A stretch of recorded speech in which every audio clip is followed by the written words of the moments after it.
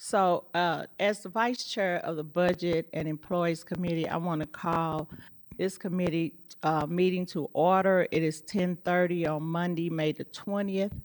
And so I want to welcome everyone that is here. We do not need a quorum because we're not voting today. So I want to be respectful of the department's time and make sure that they're able to do their presentation and get back to the work at hand for the city. So on that note, we have the Human Services Department that is speaking today. And so, sir, could you identify yourself? Absolutely. Good morning. My name is Adam Pearson. I am the Department Director for the Department of Human Services. Would you like for me to go ahead and begin, or Yes, sir, you can get started. Okay, well, thank you so much for having me here today to cover some of these budget items and high-level discussion about the budget for the Department of Human Services. We can advance to the next slide, please. So just an overview about the department and all of our divisions. In no particular order, we have the St. Louis Area Agency on Aging, which is the city's primary community-based resource center for older adults. The primary role of SLAE is to work with providers in the community to deliver services to seniors in need. And I'll go into some more detail about what some of those services are in the next slides. We also have the Office on the Disabled, which is operating in compliance with the Americans with Disabilities Act. We are the ADA coordinator for the city of St. Louis. We assist the city in making it one that welcomes people, all disabilities, as full and equal participants in the community. Office of Veterans Affairs serves as an advocate, resource facilitator, an information and referral source for veterans. As of right now, we don't have any current Veterans Affairs programs active. We do partner with a number of other organizations that offer services to veterans, such as the VA. The St. Louis Agency for Training and Employment also has some services for veterans as well. So we try to make referrals out as necessary. Homeless Services is an administrator of federal, state, and local funds, and we partner with what's called the Continuum of Care, which is a consortium of homeless services agencies in the city. And we receive funding from HUD to distribute out to the Continuum of Care as necessary so that they can accomplish their missions. Would you like for me to pause as people get seated?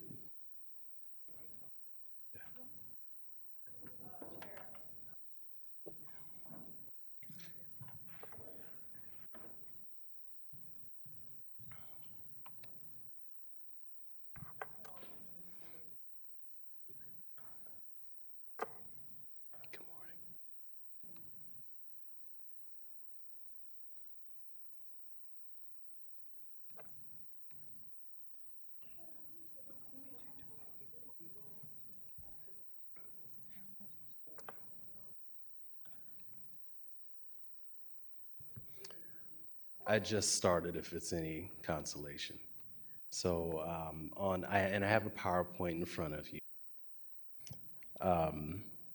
The Youth and Family Division offers primarily meal services to at-risk youth in the city, as well as some disabled adults at adult daycare centers. The Fiscal Division is charged with ensuring sound fiscal management practices and delivery the millions of dollars of funds that DHS administers every single year. So that is a high-level overview of the department. With me today, I have Parimal Mehta, who is the division manager for the Fiscal Division, and also Valerie Russell, who is the deputy director of the department. Sometimes I may pass questions to them if I need some additional feedback or guidance. Okay, next slide, please. So just, again, following up with a snapshot about the type of work that the Department of Human Services does. Overall, we have around 60 team members. We fund we offer funding and direct services activities in our department, but it is primarily a funding body. Some of the direct service opportunities are with the Homeless Services St. Louis Area Agency on Aging, but again, the vast majority of the work that we do is as a funding body. Fiscal year 24, we had around a $50 million budget. Just some high-level snapshots about some of the pretty great work that the department has done. SLAY, with its partnership with a number of other partners, has administered services to almost 7,000 of the 45,000 seniors in the city, which I believe is a major accomplishment. The Office on the Disabled engages in a lot of different work with the City of St. Louis Board of Public Services, and they are charged with ensuring ADA compliance for all city-owned properties. And they are doing that through the transition plan process. The Homeless Services Division supports over $8 million in HUD funds that go to the continuum of care.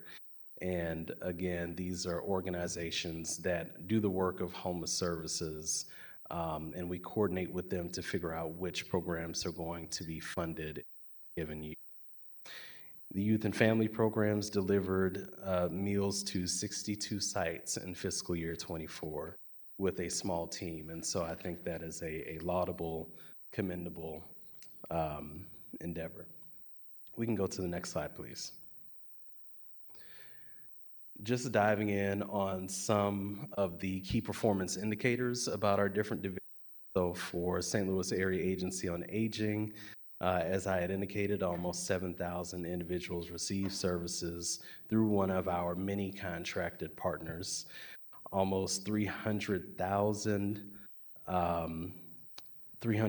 home-delivered meals have been provided in the past fiscal year.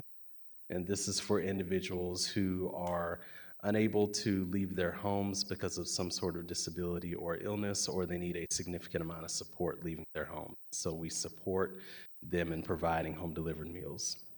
The successful pilot of the St. Louis Vehicle Electrification Rides for Seniors program, which we abbreviate to SILVERS program.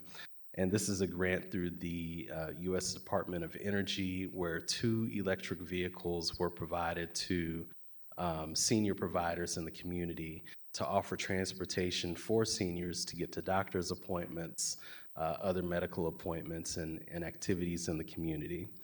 This was a successful partnership, and we've had a number of seniors indicate that they now don't want to ride in anything other than an electric vehicle. For the Office on the Disabled, fiscal year 23, they were able to administer 79 occupancy permits that were approved upon accessibility concerns, and so often the office is called to offer advice for architects and builders who want to make their facilities a little bit more accessible.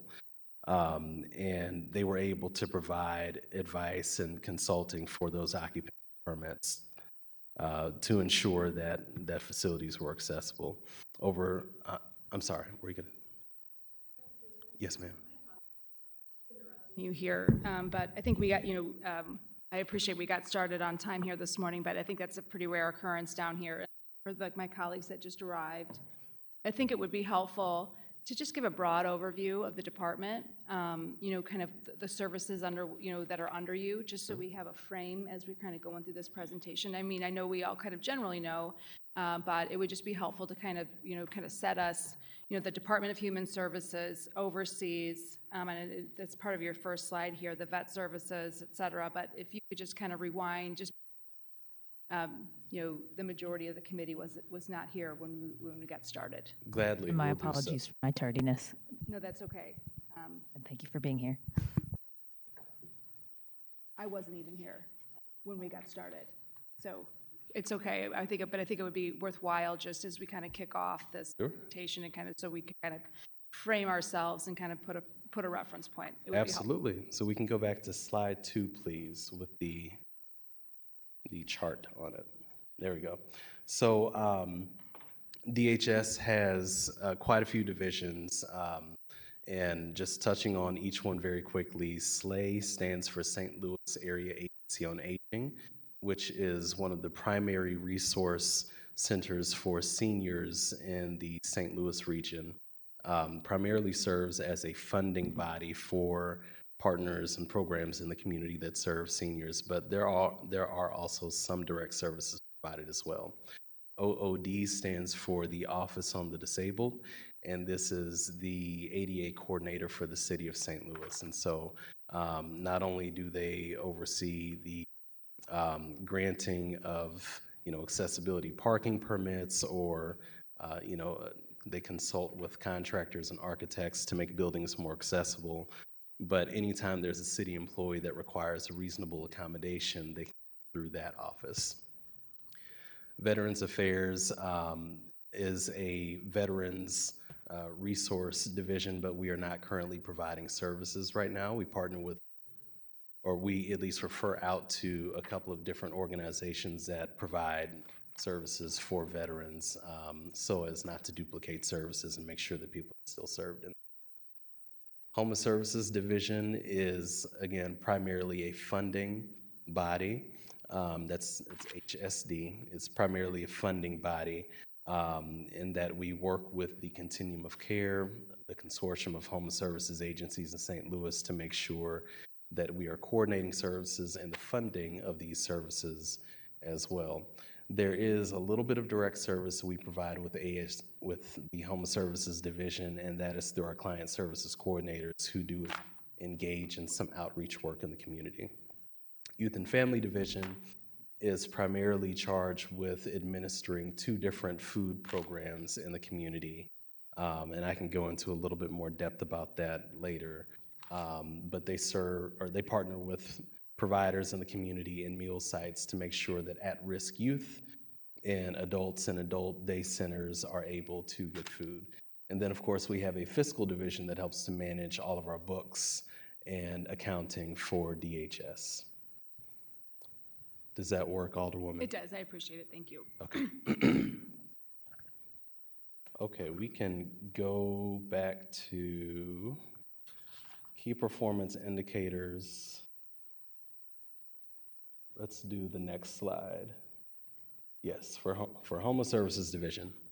So I mentioned a minute ago that we do some direct outreach with the Homeless Services Division, but it's not as much as our community partners we contract out with. But in the past fiscal year, we were able to connect with 701 individuals in the community with our outreach services.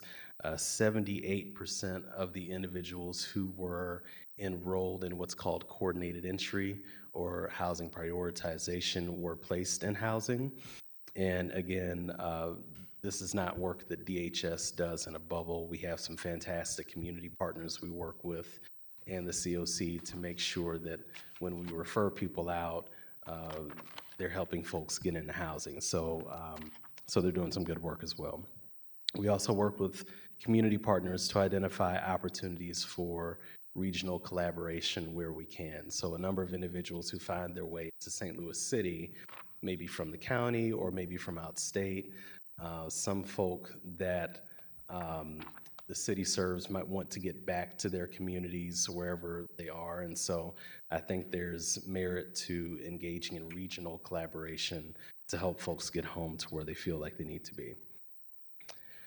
For the Youth and Family Division, a couple of highlights. I mentioned the 2 food programs we have, the Summer Food Services Program and the Child and Adult Care Food Program.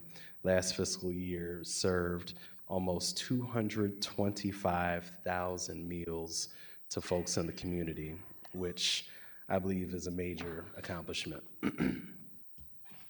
Next slide, please.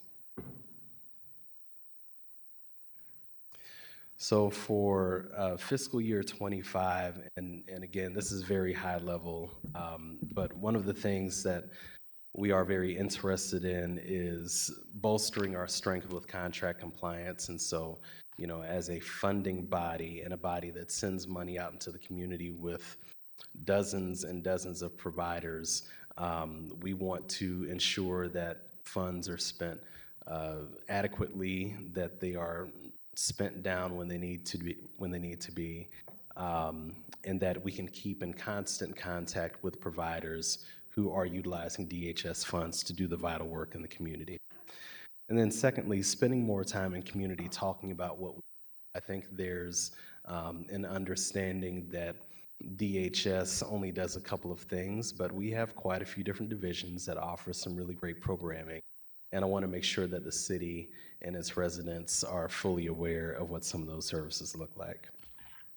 But also pursuing more interdepartmental collaboration. And so one example of this is we've partnered with the health department and more specifically the Behavioral Health Bureau to offer citywide Narcan and opioid abuse training for city staff.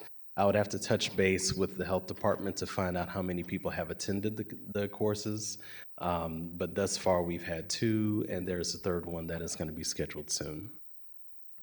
And then we want to continue to connect people with the services that they need to thrive in the community. St. Louis has a number of individuals who are really struggling to meet their own needs, and I think that DHS, in collaboration with all of our partners in the community, are able to help to meet some of that need, which is excellent.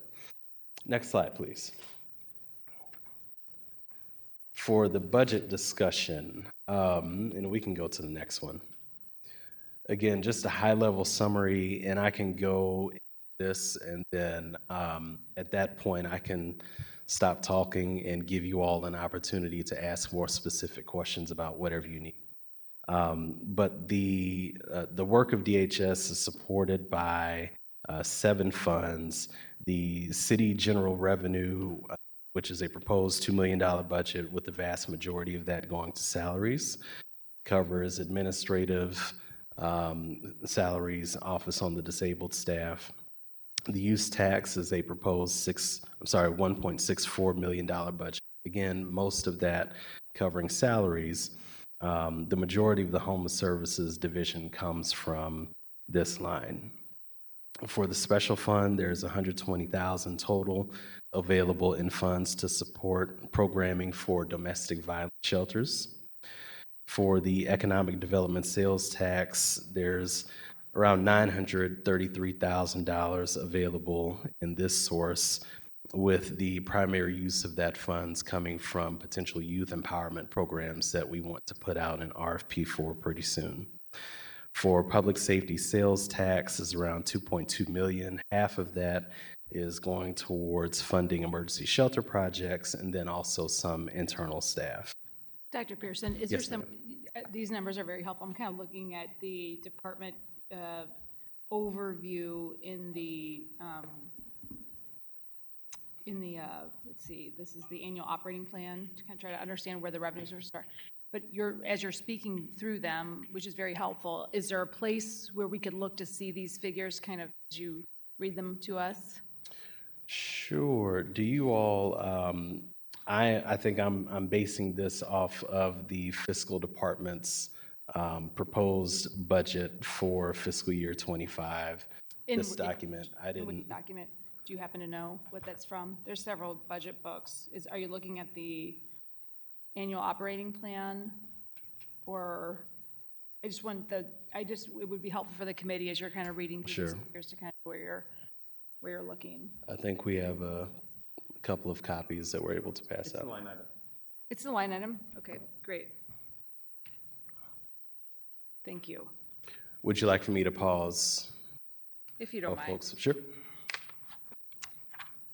It's your department, Dr. Pearson, is unusual with, so much of the funding coming from outside of city government. So that's why I wanted to pause and kind of reflect on where the revenue sources are and what they're allocated to the city to do. Sure. So this is extremely helpful to have. I appreciate you providing this for the committee. Sure. Let me know when you're ready for me to go on. I think we are ready to proceed. Okay.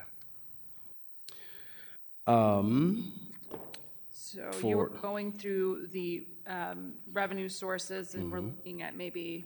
So I think I covered public safety. Community development block grants. So CDBG, this is $500,000 for primarily St. Louis Area Agency on Aging for their home delivered meals program.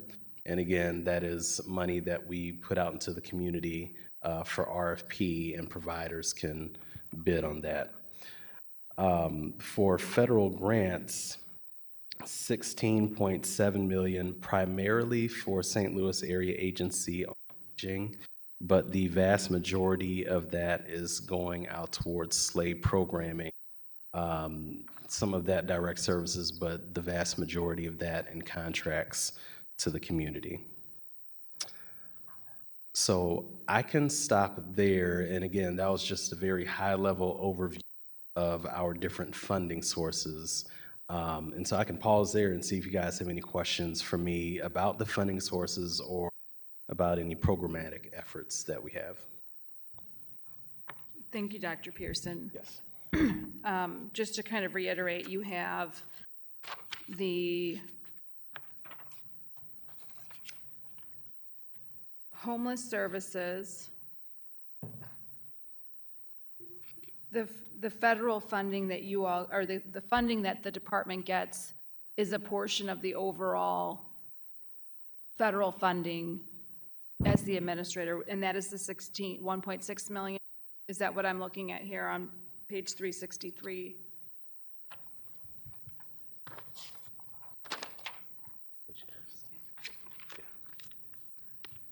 Good morning. Good morning. Page 363, Mm-hmm. those are use tax funds and those are city funds. Those are not Okay. federal dollars. Okay, so and this is just for homeless services for the department, is that correct? Is that for the staff members that do outreach?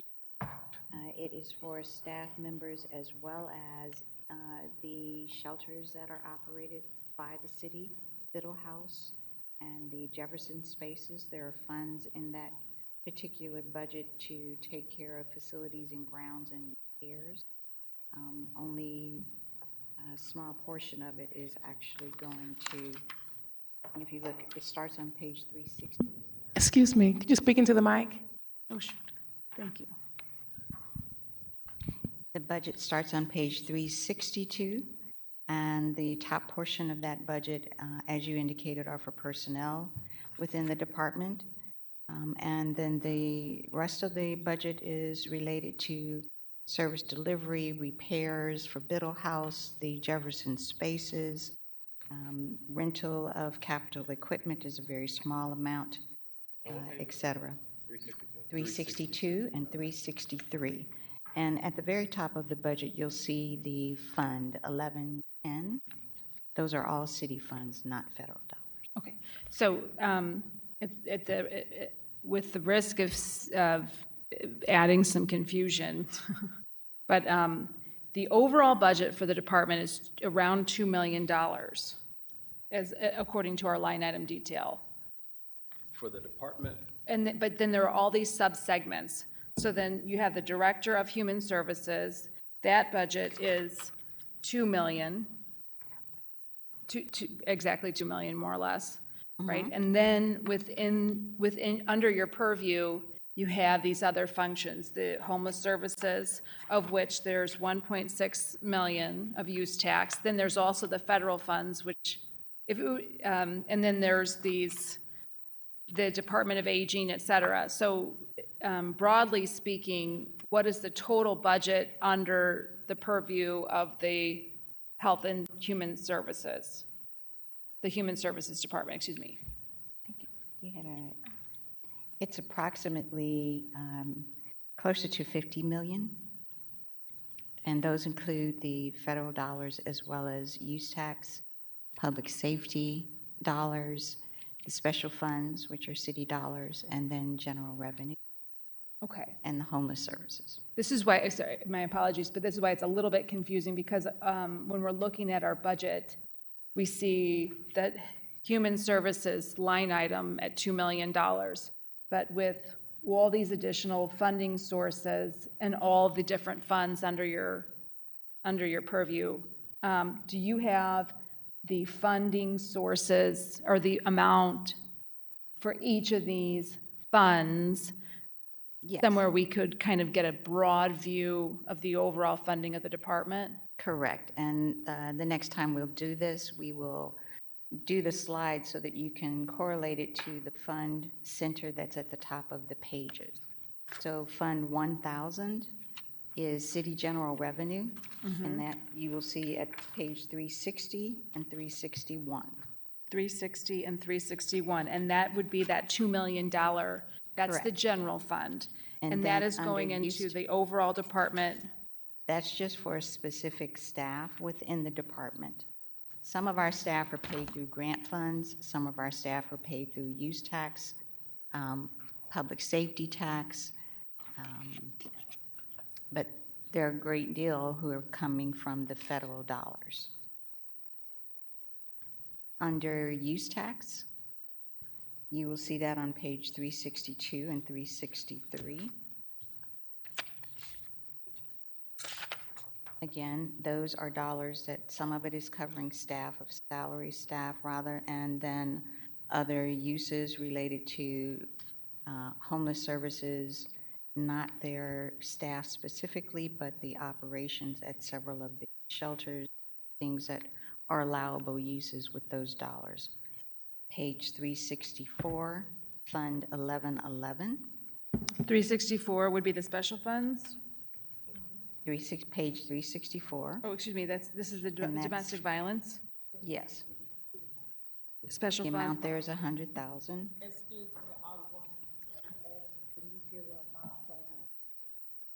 Can you just go back on the use tax generally, about approximately, I'm just literally writing down the total amounts. How much is the use tax? Or the budget from the use tax? You just said just general revenue was 2 million and then use tax was That was 1.6 million. 1.6 million?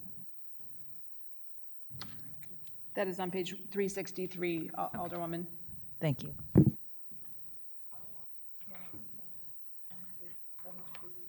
Okay, so we have 2 million in the general fund, city general revenue, 1.6 million in the use tax, 100,000 in the special funds for domestic violence. Now we are on to the sales tax, which looks to be about 1 million. At the That's bottom on of page 366. 366.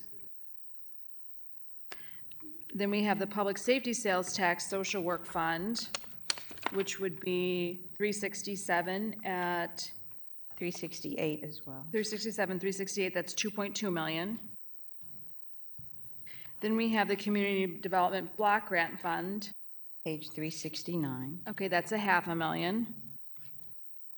And then we have the federal grants.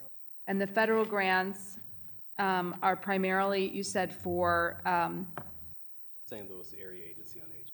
St. Louis Area Agency on Aging. And that is 16 million, So under the federal grants, 17 million. Where does the federal funding for homeless services come in? Or does that go through this COC? How does that work as far as that? all of the federal grants you will see under a caption of account or fund 15. So 1505, 1506, 1501, 05 and 06 are all federal dollars. And under that caption, I'm not seeing the 15s. 1505 is two program associated, youth and family and homeless services, all are in 1505. So when we presented the budget, it was all separated by the center numbers. Center number specifically tells us which program is it, whether it is COC, ESG, or within youth and family it is whether year-round or summer food service program. There was a part also in Veterans Affairs. While SLAY, that is 1506, starting page number 370, you will have a couple of funds, 1505 and 1506. And 1506 is exclusively SLAY because we are getting it through the state. All these other programs are direct. I'm sorry, I'm not sure. I'm seeing the 15. Where would I look for the 15? 1506 is SLAY, St. Louis Area Agency on Aging, page 72. starting page 372. I'm not seeing the 1506. That's a fund page number right on the 372. top. If I may, I can show you.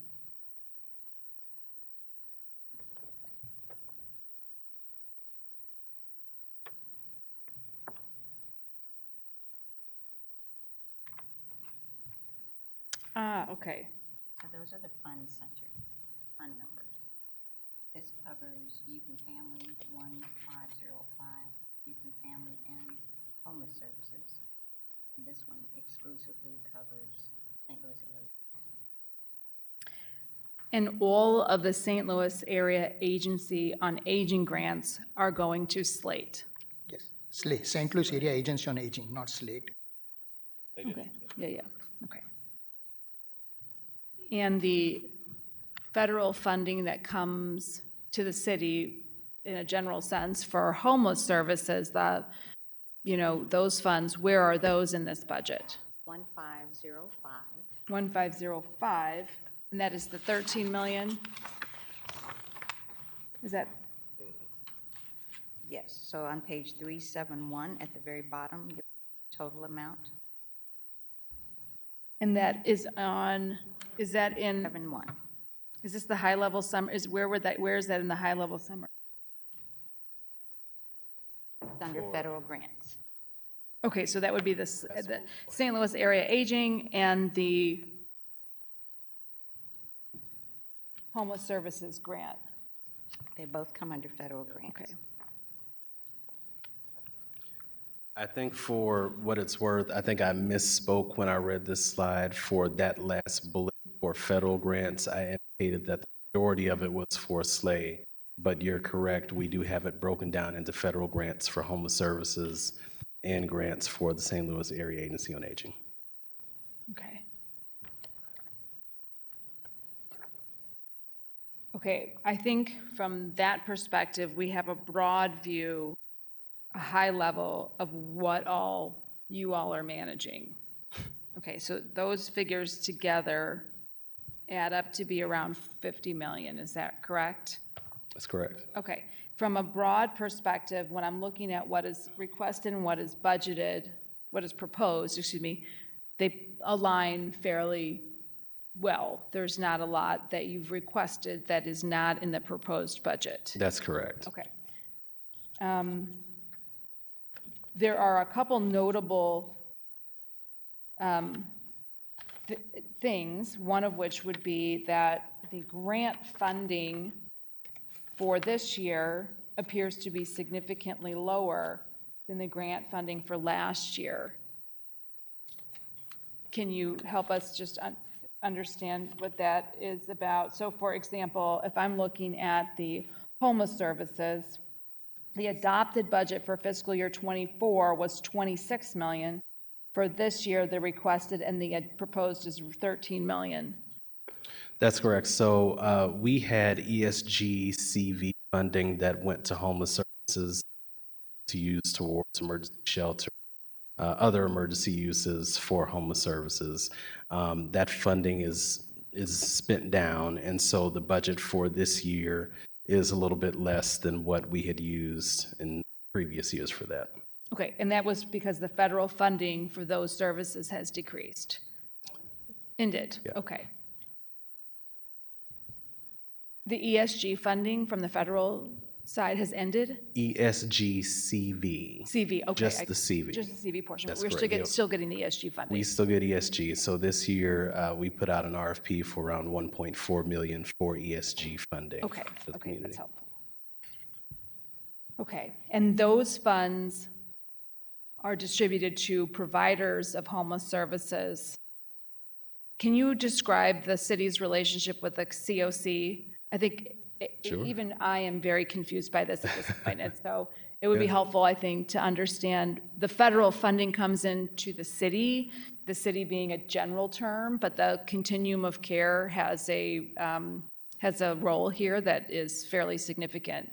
Yeah, absolutely. So the city of St. Louis and DHS through the city is what is called the collaborative applicant and grant recipient, project grant recipient for the U.S. Department of Housing and Urban Development. The city is. The Department of city Health is. and Human Services is the collaborative applicant. Yeah, the city of St. Louis is a collaborative applicant, but through DHS, right? So we're the ones who do the collaborative applicant type work, and so I can explain what that is. Each region or city has a continuum of care, and that's a collection of homeless services agencies that are charged with doing a lot of the coordinating work for homeless services in whatever that region is. The St. Louis City COC covers obviously just the city, and what our role is we work directly with the continuum of care, all of its providers, all of its members, its board of directors, to assist the COC in identifying which one or which agencies, which programs want to be funded by HUD. And so our role as a collaborative applicant is to work with the COC and its committees that determination and submit a big application each year in the fall that goes to HUD. And what that application is for any number of programs that we designate on the application that we think would be good recipients of HUD funding. And so this year, I think in total, the city received $14 million from HUD, but not all of that money was going to go to the COC programs. Some of it is going to go directly to the Department of Mental Health. Some might go directly to some other providers, for example. But for the COC, we receive that money as a city, and then DHS is charged with entering into contracts with those providers in the community who are doing that. So that's the primary role that we have with the COC. But the COC meets frequently. We work collaboratively with the COC to identify strategies and priorities for the region. And it's a strong relationship. Can I just ask a quick question? Sure, well, we're going to go through questions. Well, it's not, I was just going to ask him if you could just, for those at home and even for us, I kind of know I think I know what the continuum of care is, but I'm not sure I do. So maybe you could clarify what that is. Yeah, so the St. Louis City COC, well, really anybody can be a member of COC. You don't even need to be a homeless services organization. You could be somebody who's generally interested in homeless services, a random neighborhood member, an elected official, a business, a bank.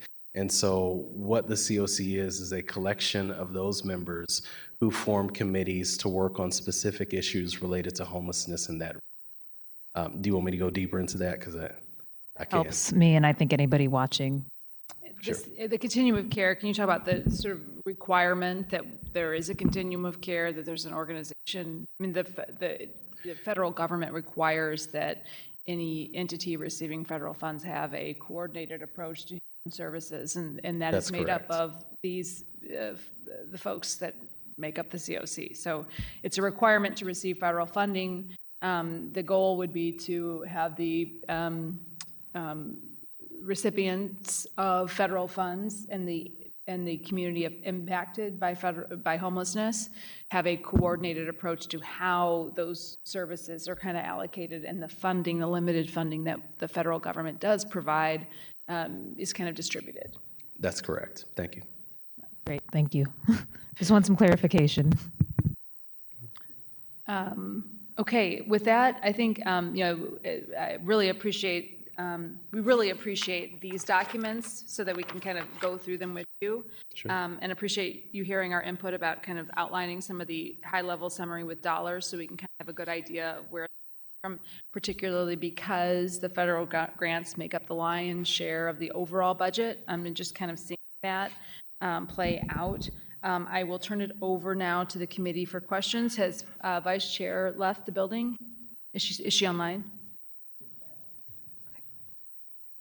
Alderwoman Velasquez. Okay, great. Thank you, Dr. Pearson, and thank you for being here and rolling with all my sort of newbie questions. Can you just looking at it briefly, there seems to be a big difference between FY22 and FY23 and lots of line items. Can you just kind of briefly explain sort of, at least for me, an overview of kind of where, why it looks like certain places have been beefed up in the past year? So that was prior to me being here. I will let Valerie Russell speak on that. Is there any specific area that you're looking at? I'd have to go back. I looked at, I mean, there are a couple of, I think, contractual services that were like red, you know? Well, no, just a general, I think, overview. It just seems like there's been a shift in where we're funding things and, If you could guide me to a particular fund, and then I can deal with that more specifically. However, yeah, if you could just guide me where you were looking at. I'm looking at, I mean, everywhere from the general fund from, you know, 981,000 in went from 946 in FY22 to 981 to 1.2 million in salaries, which I assume is, you know, being responsive to the community. Could you tell me which page? That's 360. Okay. And then I'll look at, I mean, it looks like it's mostly salaries, but then I see for the homeless service for the use tax fund, again, FY22, we went from 269,000 to 406,023 to somewhere between the 910 and 939,000. So, I mean, I think I kind of see where things are going, but those are, you know, those are significant jumps. It looks like, Again, if you could refer to the page number. so those were page 360 in the salaries, the first line item, that was 510,100. It just, we, again, like, if you look at FY22, it starts at 946 and we're at 1.2 million, you know, by the time we get to FY25. And then looking at, it just looks like a pattern to me. So, right, so page 362, salaries, again, 510,100. FY22, we had 269,000. FY23 went to 406. FY25, we're up to, well, proposed request was 960, and FY25, it's 910. But again, it just looks like there's significant, you know, that there's been a sort of change in perspective in what's being funded. So I'm just kind of curious about that broadly. Okay. I can't speak to the jump necessarily in, I'm looking at page 362, and I'll go into detail. In FY24, we requested that funds that would have typically gone, wait a minute, is this? Right. So we requested that funds that had been used from the COC funds for staff salary, internal staff salary, be moved from the federal grants to city dollars. That would allow the Department of Human Services to give those homeless service providers a larger percentage for their own administrative cost. So we moved our cost from the COC dollars, and we're paying staff solely from the city dollars. Okay, that's helpful. And then it looks like, let me look at my 371, 566007. Did I write that down right?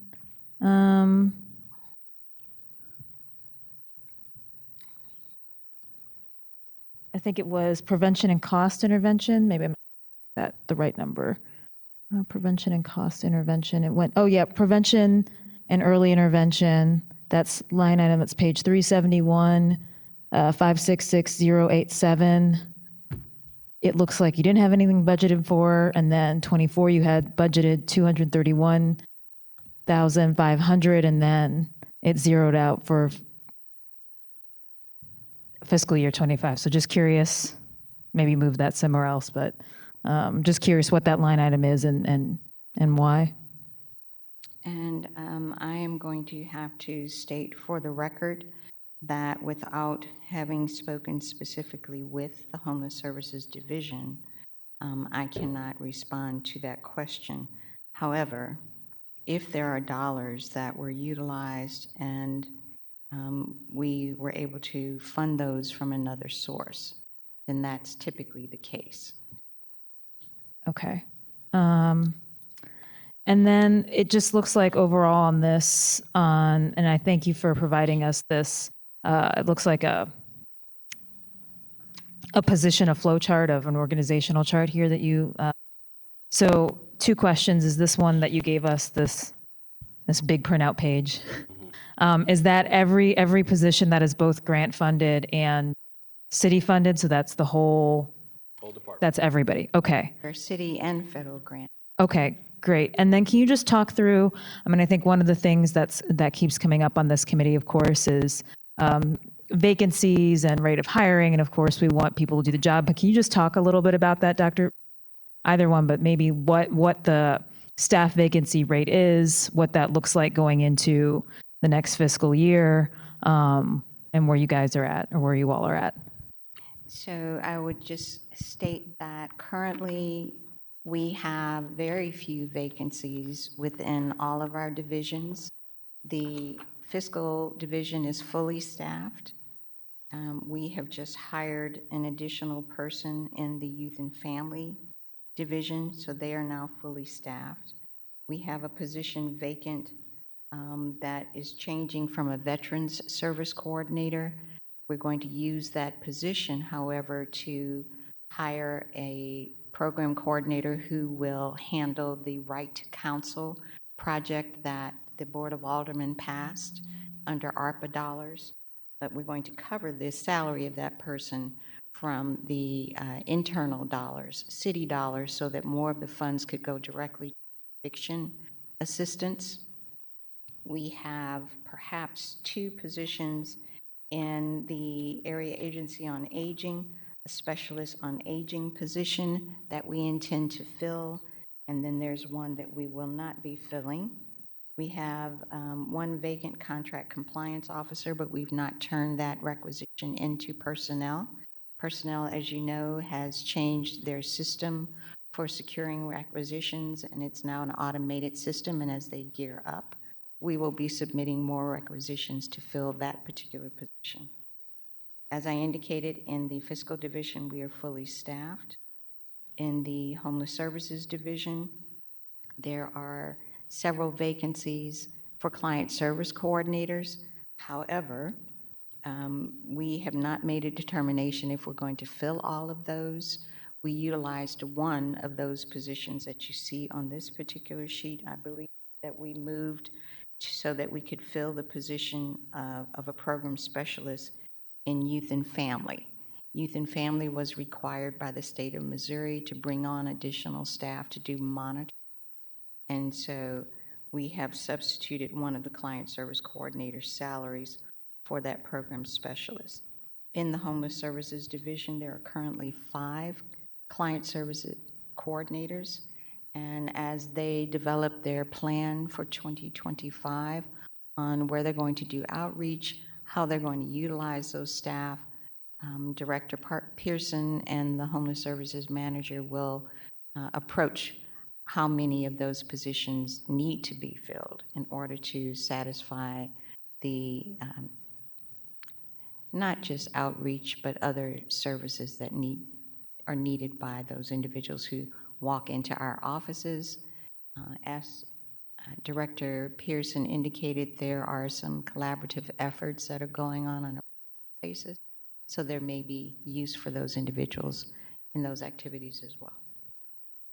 Great, thank you. Last question is, can you just broadly speak to some of the challenges that you're facing? And, you know, I think one of, again, not to steal the chairwoman's words, but I mean, I think part of our purpose here, our responsibility is to make sure that we understand what we can do, you know, to help you all. So can you just speak to that broadly? Sure. Or get as detailed as you like to, but.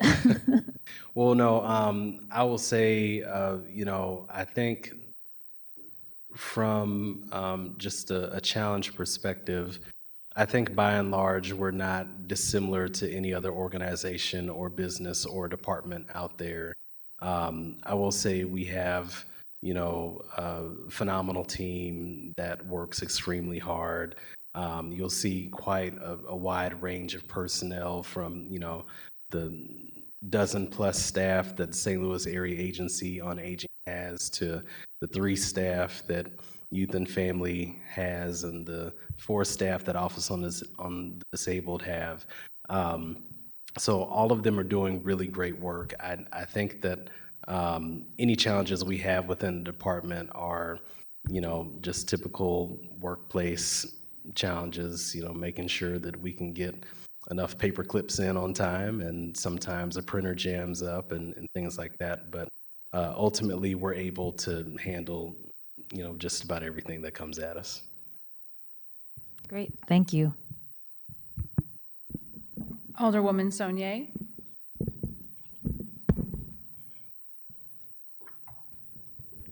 Thank you, Madam Chair. Hi, Dr. Pearson. How are you? Good. How are you? Doing well. Good. I feel like I'm have learned so much about you all's budget and all the funding and talk to you all the time. So I don't really have many questions for you today. I am glad that a lot of what you requested was met and funded. I guess something that's not in the budget that I have a question about is if it's being considered. A lot of times our emergency shelter operations are fully run by volunteers and are fully run by grassroots community organizations. Has anybody in the city ever thought about providing some type of compensation or gas cards or some type of reimbursement? Because, like, obviously if it gets too hot this summer, we're going to have to do pop-up emergency shelters, and the same thing in winter. And I've spent a lot of time recently volunteering and seeing, it was almost fully run by just volunteers. So is that something that we're looking into? Yeah, I will say for the money that we put out each year for the ESG funding, that's the Emergency Solutions Grant, especially this year because we put it out a little bit earlier than we have in the past. That goes towards inclement weather planning. And some of the eligible costs for the ESG funds could be to provide staff support for any personnel or volunteers who may be working at a pop-up shelter site over the summer, bus passes, things like that. A lot of the organizations we partner with in homeless services, they write in bus passes into their grants. And so sometimes the organization is actually your bus passes themselves. But within the homeless services division, we do have some resources that we give out to folks outside of the ESG money. But we do encourage organizations, in any organization specifically that would be taking on, staff with pop-up sites, we do encourage them to apply for that ESG funding. A notice was posted on Basecamp, for example, which is the main communication platform for homeless services in the city, about that funding opportunity, and some of that ESG money could cover inclement weather activities. Thank you. My only other question, we talked about this last year. I know some of the money that was for intentional encampments was used for things in the teeny homes. Have we corrected that in our reports? I know I had conversations with the administration about the ban of them obviously you can't do them because they're banned right now.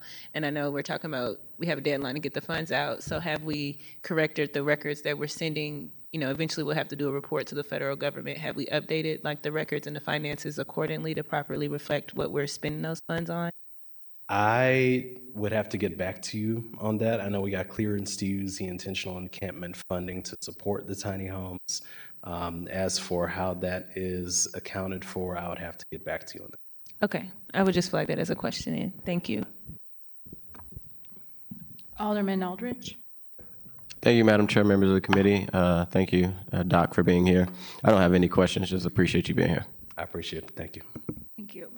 Dr. Pearson, I think, the alderpersons are often the first line of defense and first line of communication from residents. I think homelessness is an issue that we all hear a lot about, that we all care about, and I think that largely speaking is a big issue in our city.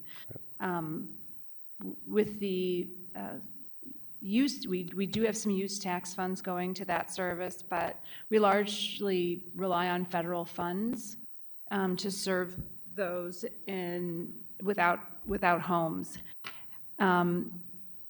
It's encouraging that we've got the department funded, but I think we need your guidance on what you all need to better direct I would say, the services to serve our unhoused. Do you have any, we're here to talk specifically about the budget, but are there other things your department needs from your perspective, broadly speaking, financially speaking, to better address the homeless crisis that our city is experiencing, I would say? I think that by and large, DHS has what it needs as a funder to make sure that organizations are. I think, and I can't emphasize enough that DHS does not work in a silo, right? So we work with the COC, the membership of the COC, the board of the COC, even organizations that aren't necessarily a part of the COC. Organization called House Everyone STL, which is working with us to sort of bolster some of this regional collaboration type work. Between all of these different entities working hopefully on all cylinders, I think that we can bring a fair amount of resources to the table to make sure that some of the housing portfolio that we have as a city gets expanded. I think one of the things that I've really been happy to see overall is that there has been more conversation about homeless services, whether it's with the Board of Aldermen, whether it's with businesses in the community, whether it's with neighbors who are just concerned about what they see. I have seen more conversation about it, and I think that outside of the work that DHS does, there's still over 100 providers in the city who do direct services, and they fundraise as well. They have their own capital.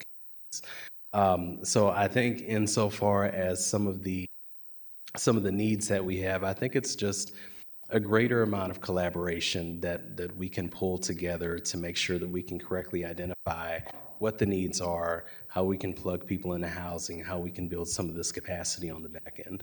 Thank you, Dr. Pearson. I think what might be helpful is maybe to just communicate. It sounds, what you were saying a few minutes ago was that you have enough funding to really be able to distribute the funds and organize that from an administrative in the administrative role that you serve.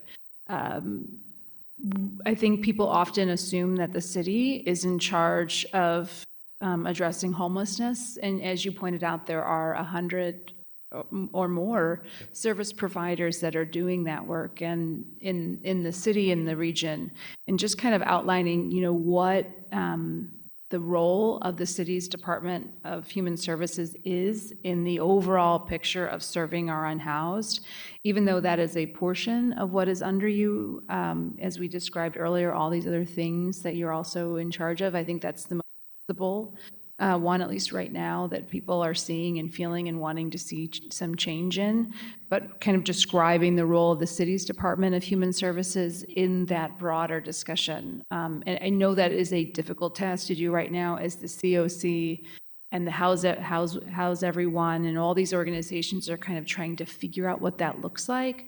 But it would be really helpful for us, and I think for citizens in general, to kind of understand that this department, your department, the city's Department of Human Services is not in charge of all of these things, but rather a part or one of the different components to a broader set of resources. Yeah, absolutely. And one of our goals, you saw it in the org chart or the table of organization, but we plan to hire a public information officer to help sort of craft some of that messaging, because I think you're exactly right. The community should know a little bit more about what DHS is doing, especially as we lift up our own internal work and the work of our partners in the, in the community who are doing the work of bringing people inside. Okay, thank you, Dr. Pearson. I believe Alderwoman Saunier had a follow-up question. Yes, sorry. Actually, a constituent is watching and sent me something, and oh, yeah, okay, I should ask about this. I'm sure something that all alders deal with is waters. We have a lot of vacancy within our communities, and, I think especially recently, specifically in my ward, we've been dealing with some fires and things coming as a result of those. We've got the St. Alexis situation happening that you and I touched base on. Could you talk through a little bit like your role in dealing with squatter situations and how city residents or older people are able to coordinate with your office to address, not just removing squatters, but getting them connected to services? Absolutely. So our client services coordinators, the role of that job is to greet people in the community, build rapport where they can, offer referrals, linkages to services.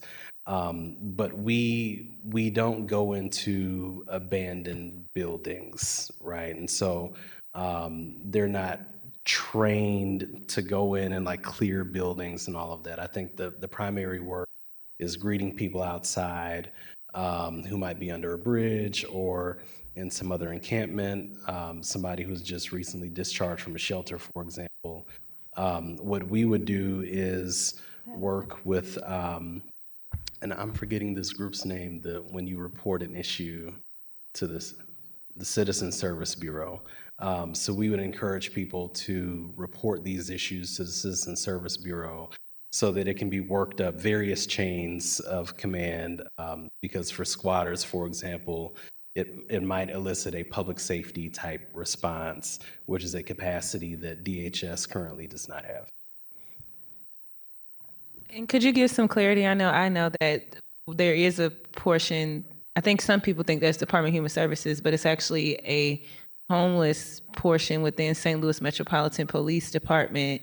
So like if someone calls, and I think I've done this like twice in the last 45 days, you call about a squatter situation, it's escalated. There's a division of SLMPD now, like they have some type of homeless workers or someone that will come out as well that's actually separate from your division. Could you talk about that a little bit? That's correct. And I don't want to speak for the St. Louis Metropolitan Police Department, but I will say we work very closely with several officers who receive specific training in how to engage individuals who are unhoused. They're phenomenal officers. We're in constant communication with them, and they do some really good work. But yeah, those are the primary individuals that we work with as a team of CSCs who go out into the community and talk with people if there is a public safety type need that we have. Thank you. Thank you. Alderman Aldridge. Thank you, Madam Chair. Now that we kind of got through the numbers of it and trying to see like maybe how this could help, I know you, especially as we still on the unhoused, is there I know your department does well with like resources and trying to get the word out, and I know Alderwoman Tonier's worked very close with your administration to try to kind of improve an issue that's been going on for a very long time. Is there a plan or is there like funding for individuals, or how do we move forward with individuals who don't want to go into housing? I know we just had the encampment outside of the building right next to City Hall, which it looks like they've moved over across the street from Stiefel, and it'll probably be time to another situation happens of individuals that don't want to go in, where we blocking off and these good parks that people use. So is there much that I guess the city or your department can do, or is there agencies for folks that don't want to go into housing to eventually get them into housing? Yeah, so that's a good question. So a multi-layered response to that. For somebody who is unhoused and does not want to go into housing, that's their prerogative, right? And we can't really force anybody to take housing in the community. I do think that sometimes we might conflate encampments with a large number of people just hanging out. And that's one of the things that we try to do as a department when we are doing outreach, is to figure out in a specific location how many individuals might actually be eligible for services from the CSCs. And sometimes it turns out that a lot of people would be eligible. Sometimes it turns out that who's hanging out at the spot actually has housing somewhere, and they're just kind of spending time there in the daytime and maybe part of the evenings. I think the second layer to that is a lot of times when we do outreach in the community and ask folks, if there is an available shelter bed or perhaps a hotel voucher that could be given to them, do you want it? Do you want shelter bed? Do you want a hotel? A lot of folks say no. They say, no, we want our own housing. And so in that regard, and I spoke a little bit about the collaboration before, but it would be great to see more affordable housing units developed in the community, more landlords engaged to actually have housing units, for individuals who don't want to go to shelter, who don't want to stay in a hotel, but who actually want their own place, potentially even more vouchers, et cetera. So I think for the people who don't want shelter, one question is, what exactly are the services that they need? Maybe it's substance use services, and we work closely with the Behavioral Health Bureau on that. Maybe it's Bless you. another type of service in the community that we can refer out to.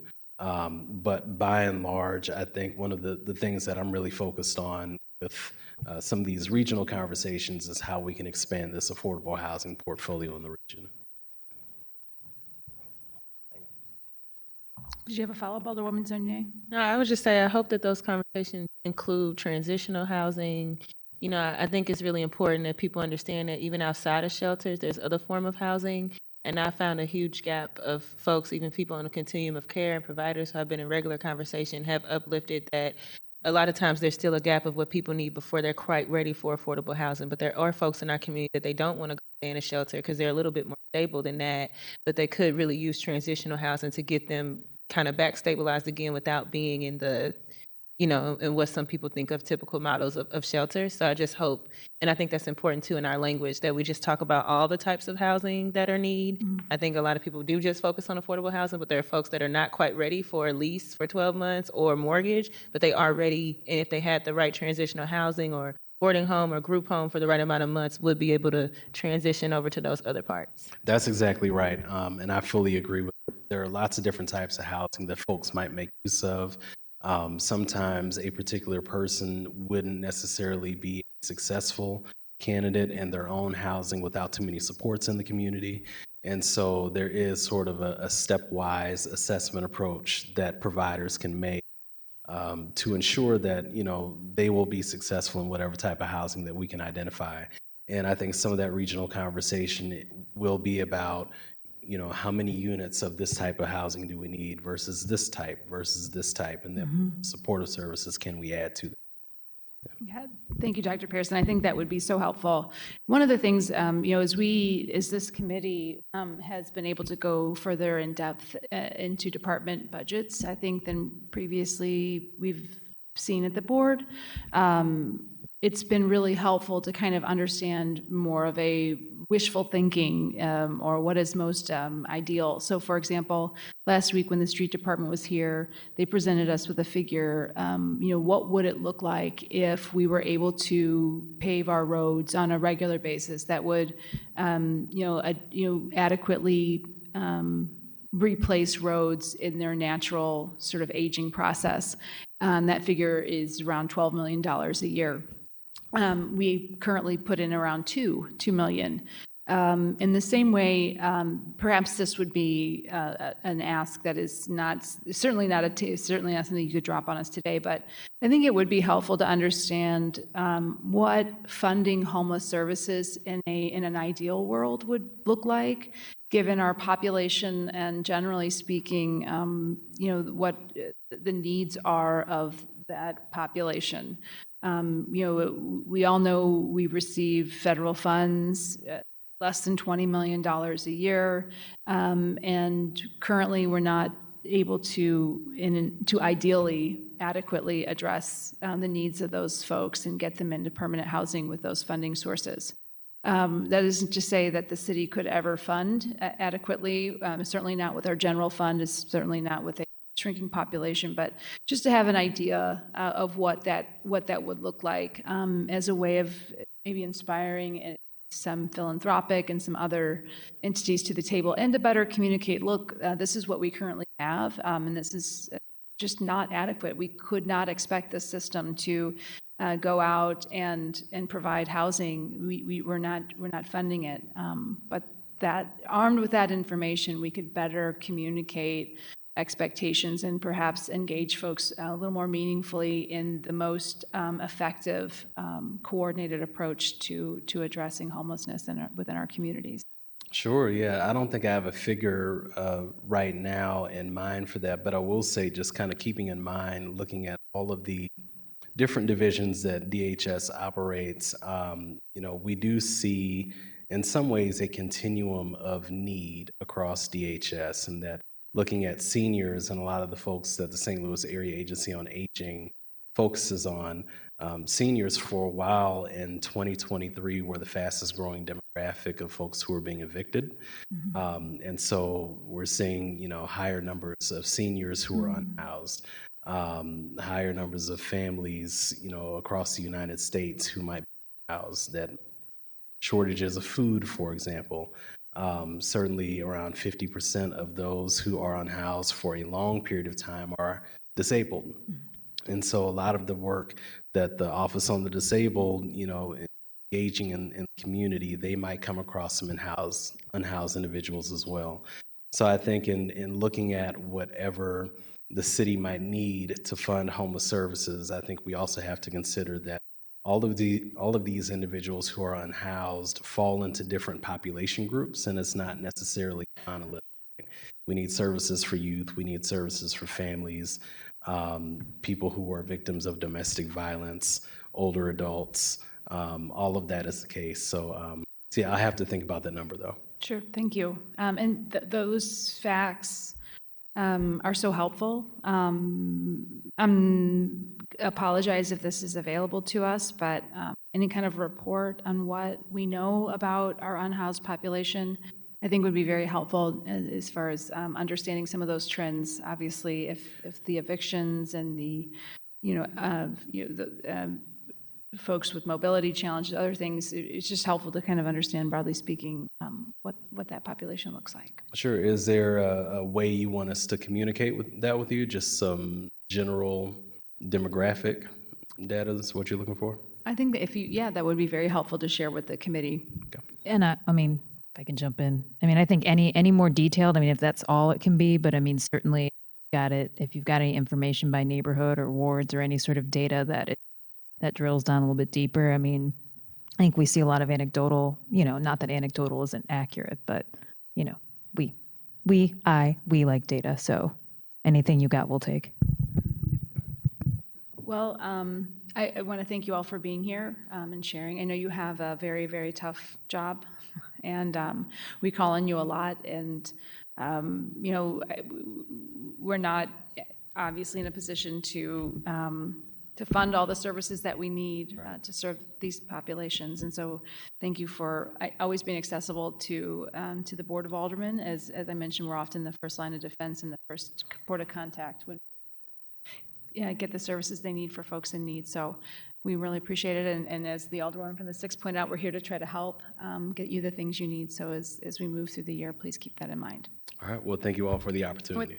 And with that, I think we will take a break until our next hearing, which is at 12:30. And we'll reconvene with the Sheriff's Office at 12:30. Thank you. Thank you all again. Thank you.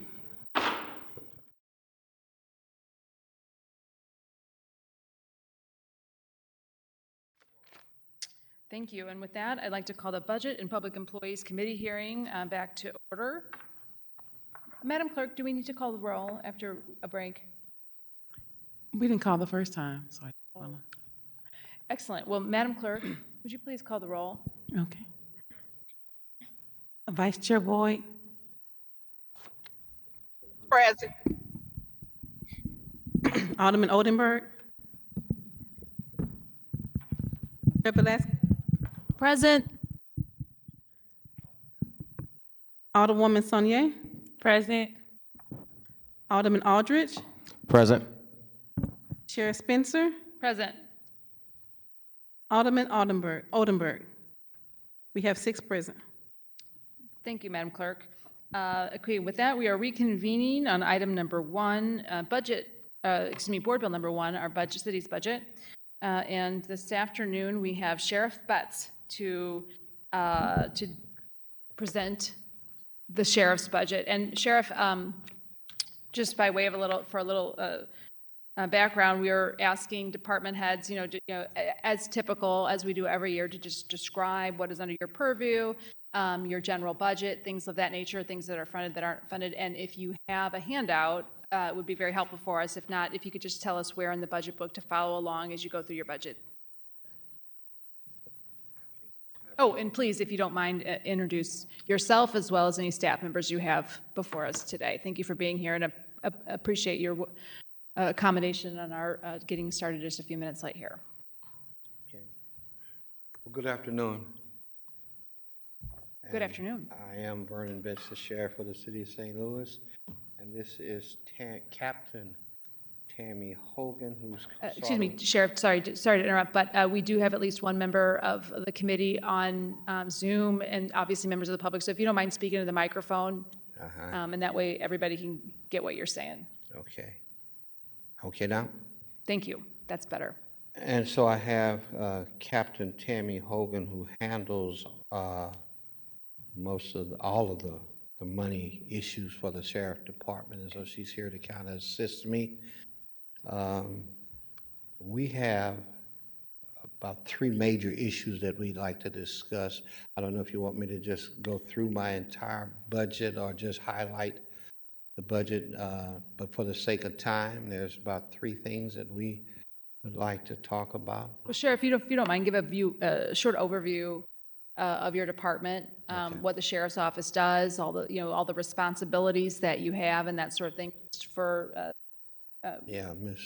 for knowledge of the committee, general public. So the sheriff department, in a nutshell, is responsible for the welfare, security, as you might say, of the 22nd Judicial Circuit, which is the city of St. Louis, specifically the 2 court buildings, the Cornahan Court Building and the Civil Court Building. It is our responsibility to make sure that everybody coming and going in those 2 buildings are safe and sound, which we think we have done the last 8 years that we have been in office. I think we've done a pretty good job at keeping everybody safe, even in spite of having 8 riots at the jail and 2 or 3 other public riots. We've been able to keep everybody safe and sound. So what the sheriff does is, number one, we have a security unit that is stationed at the entrances of the Cornahan Courthouse, the Civil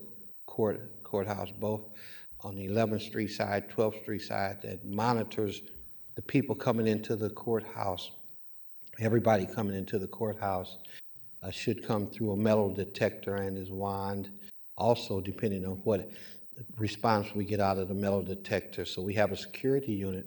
We have a unit that transports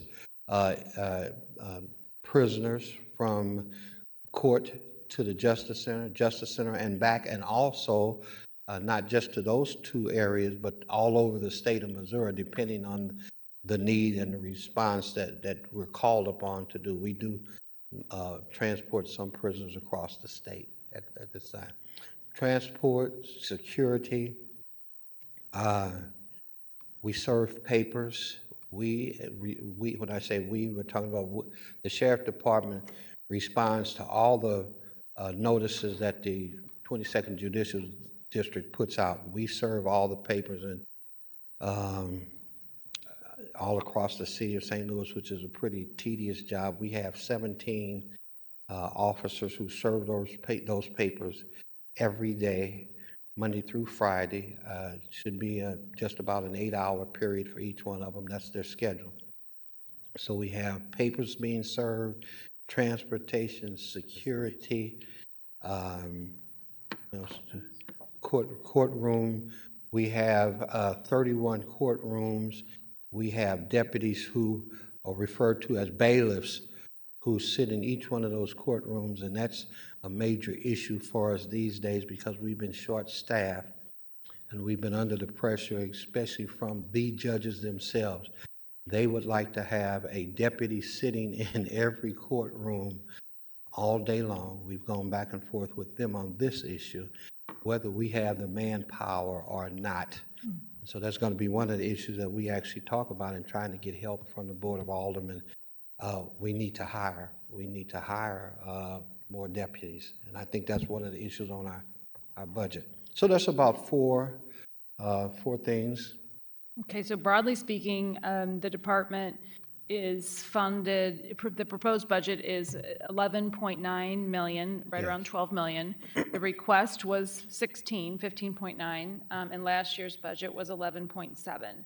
You have on the proposed budget an authorized staffing of 170, the same as was proposed, the same that you had allocated for last year. With a hiring, you have about 161 totally hired. Is that right? So Yes. that's kind of the broad strokes. Yes. Okay, all right. And so, Sheriff, you're welcome to kind of go through those issues that you kind of touched on here. Okay, so let's tackle that first issue, employee issue. You just said we are at about 164 currently as we speak. I think we were budgeted for 170. Only one time since I've been in office, and it just happened earlier this year, that we were able to reach that 170 mark. And as quickly as we were able to reach the 170 mark, we had about 4 people quit, leave, whatever. The issue there, Madam Chairman, is that all across the law enforcement world, everybody's crying for employees. You got employees quitting all over the place, and so every department all over the world, all over the country is crying and doing things to grab up other employees. And so what has happened with us, we've had about 46 to leave me last year, and then this year I've already had about 20 to leave. They're going other places where they can make more money. And that seems to be the big issue. Our starting salary is $34,600. 34,600.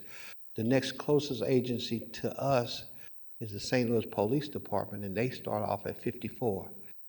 I've had 11 of my deputies leave me and go to the St. Louis Police Department. So they're leaving all over the place.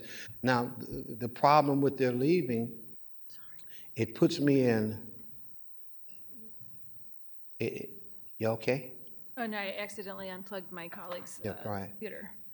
Plugging it back in. With these deputies leaving me and going other places, then it's causing me to come up short. And like I just said, for the first time I reached that 170 mark, and then we went right back down 2 or 3 days later.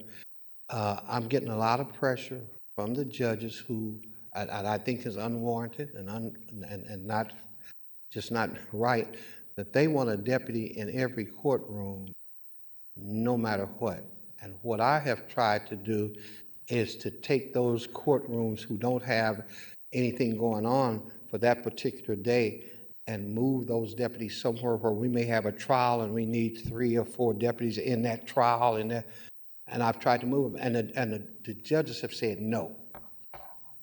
We want a deputy in the courtroom even when they don't have anything going on, and I think that's totally ludicrous. So there's been some issues between myself and the judges about trying to supply the number of people we need in order to maintain a safe courtroom. And so that's that one issue. I am budgeted for 170. Damn. With the judges putting the pressure on me to make sure I got a deputy in every courtroom, I need 180 deputies. So that, we're budgeted for 170, but I really need to run that place efficiently, effectively, and according to the judges, I need 180 deputies. So that's, personnel is a big issue, number one. Pay, I think, is the other big issue that has contributed to me not having the number of deputies. We kind of touched on that already. Starting salary for me, 34,600, and we are the lowest paid law enforcement agency in the St. Louis region. Madam Chairman, the lowest paid, lower than Franklin County, Jefferson County, St. Charles County. We are the lowest paid. Everybody else in law enforcement in the St. Louis region start off in the middle to upper 50s and then go higher. Don't even talk about some of the outer counties who makes 60, 70,000 to start. So that's why I got a lot of people leaving me going other places, because they can make a better salary. And so we're hoping that we can get some help from the Board of Aldermen to get those salaries up to where they need to be so that we can retain. And of course, if you can't retain and maintain a stable workforce, it leads to other issues in the courtroom and all that kind of stuff we want to try to avoid.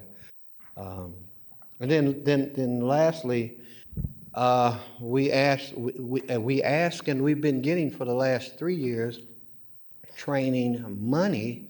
And so this year the budget was cut. We've gone from the 150,000 that we need to train about 20 deputies every year. It's been cut down to 65,000. So now that knocks us down to where we can only get about 10 of our deputies post-certified. This next, it's about an 8-month session that we go through training. That every law enforcement person in the United States is post-certified except for the city of St. Louis, And so we've been fighting this fight since I've been in office to try to get these guys post-certified. We were on a pretty good run there for a minute, and now that budget's going to be cut, and so we're going to end up dropping down, and we'll get as many as we can get post-certified with the money that we can get. But then that's going to make us be a little bit slower in getting all those deputies post-certified, which entail then slows up our ability to provide the safety and security that we want to provide for the citizens of St. Louis. And so basically, my 3 issues is money for getting the deputies paid, employees for being able to make sure that we have a safe court system here in the city of St. Louis, and then lastly, like we were talking about, that training money. So those are my 3 major issues that I'm worried about and concerned about coming here to this meeting. Okay, Sheriff, you mentioned you had 3 issues at the front, and you said you had 4. Were there 3 or 4? 3. 3, okay. With that, I'd like to turn it over to the committee for questions, starting with my Vice Chair, Alderwoman Boyd. I know she's online. Alderwoman Boyd, do you have questions for Sheriff Betts? We can come back to Alderwoman Boyd if somebody could message her, see if she's got any connectivity issues. Okay, thank you. Alderwoman Velasquez? Sure. Thank you, Sheriff Betts, for being here. Thank you, Captain Hogan. Just a couple questions. Looking through the budget, obviously, you're at 164-ish Yes, ma'am. about deputies right now. Yes, ma'am. And you're budgeted for 170. Yes, ma'am. And you'd like 180. Yes, ma'am. But can you please just talk about, obviously there's been some conflict between what the judges want and what your office wants, and how is that playing out in not only the hiring, but maybe in the ability for the department to recruit? And I also understand that salaries is a part of, we've been talking a lot about salaries on this committee, and that we need to raise salaries across the board, but there also seems to be some conflict, putting it gently, in between the judges and your office. And so can you talk about how that's affecting the department's morale and ability to hire? Sure, I definitely can, and thank you. The judges seem to have an opinion that, and let me say, this only started with the judge that we have that's right now the presiding judge. I've now worked under 4 other judges, and never have had this kind of conflict and dissension going between the sheriff and the judges. I've always worked well with all the other judges, but this particular judge seems to want to put this undue pressure on the sheriff department. If I don't have the bodies, and right now we're at 164, we have been lower than that. We've been as low as 159. If I don't have the bodies to go into the courtroom, I don't have the bodies. And I can't seem to get this one judge, the presiding judge, to understand you can't get water from a rock. You just can't. But this, whatever her thinking is, and by the way, let me just say this, that I think that this circuit is under some kind of scrutiny from the Supreme Court. So there are some issues going on that I don't think should even exist in this court, but basically between myself and this and a couple of the judges, they want me to supply bodies when I don't have the bodies. What I've said to them, I'll be willing to move. If you got court, I'm going to make sure you have a deputy in your courtroom. But if you don't have court, in order to make sure other courtrooms have the bodies that they need, especially we got a murder trial, and our new prosecuting attorney, he's going to town. We're doing some trials now. And so we need, and you all have heard in the news, we've had several high-profile murder trials, families coming in and courtrooms are jammed up. I have to provide that security. So I need 4 or 5 or however many deputies I need to secure that courtroom. The presiding judge that I'm dealing with now seems to think that that don't matter as long as there's a deputy in her courtroom. To hell with everybody else, and that's just not fair. So there is some conflict between me and the people that are running the courts, and that's basically it. It's creating a lot of problems. My deputies are under that stress when they have to work a courtroom, and you got 1 or 2 deputies and a whole chain of inmates that you're trying to watch and keep, and then watch the public too. It's dangerous, and it's dangerous. And so that's not the way we've operated in the past. But by leaving some courtrooms unsafe, and I don't like it. And so that's what's causing the friction between me and the way they want to run the courtrooms today. It's causing stress with my deputies. Because we didn't have the manpower, a lot of my deputies are working, and we don't get paid, overtime. I pay them CT is something that we probably need to fix. Comp time, and comp time, they get enough of that. We should be paying them overtime, but a lot of those guys work a lot of hours, and then have to work under that stress of not having the number of people in the courtroom to make everybody safe. It's kind of stressful. And then it may not seem like it just stand up here talking to you all, but when you're sitting in that courtroom and you got, a whole chain, you may be looking at 15 inmates, and the gallery is full, family cutting up and acting crazy, and you got all that. It's really kind of dangerous, kind of stressful. So that's what we've been dealing with, being short-staffed. Sure. One of the things that we've been talking about throughout our budget hearing, we're here to try and figure out what the departments need for you. But certainly, I'm at the courtroom at the courthouse every day. Certainly, a conflict between the judges and the sheriff's department that plays out in the paper is, as we're trying to figure out what's going on, I'm sure it's not helping really anybody in the city right now.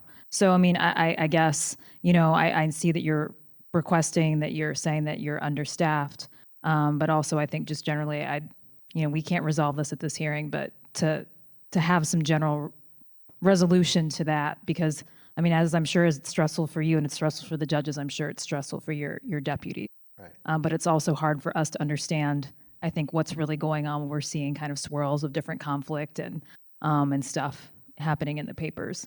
One more question. You mentioned that your department doesn't do overtime, it does comp time instead. So do you require that they take the comp time within a certain time period? So what's the average hours of comp time that your deputies have?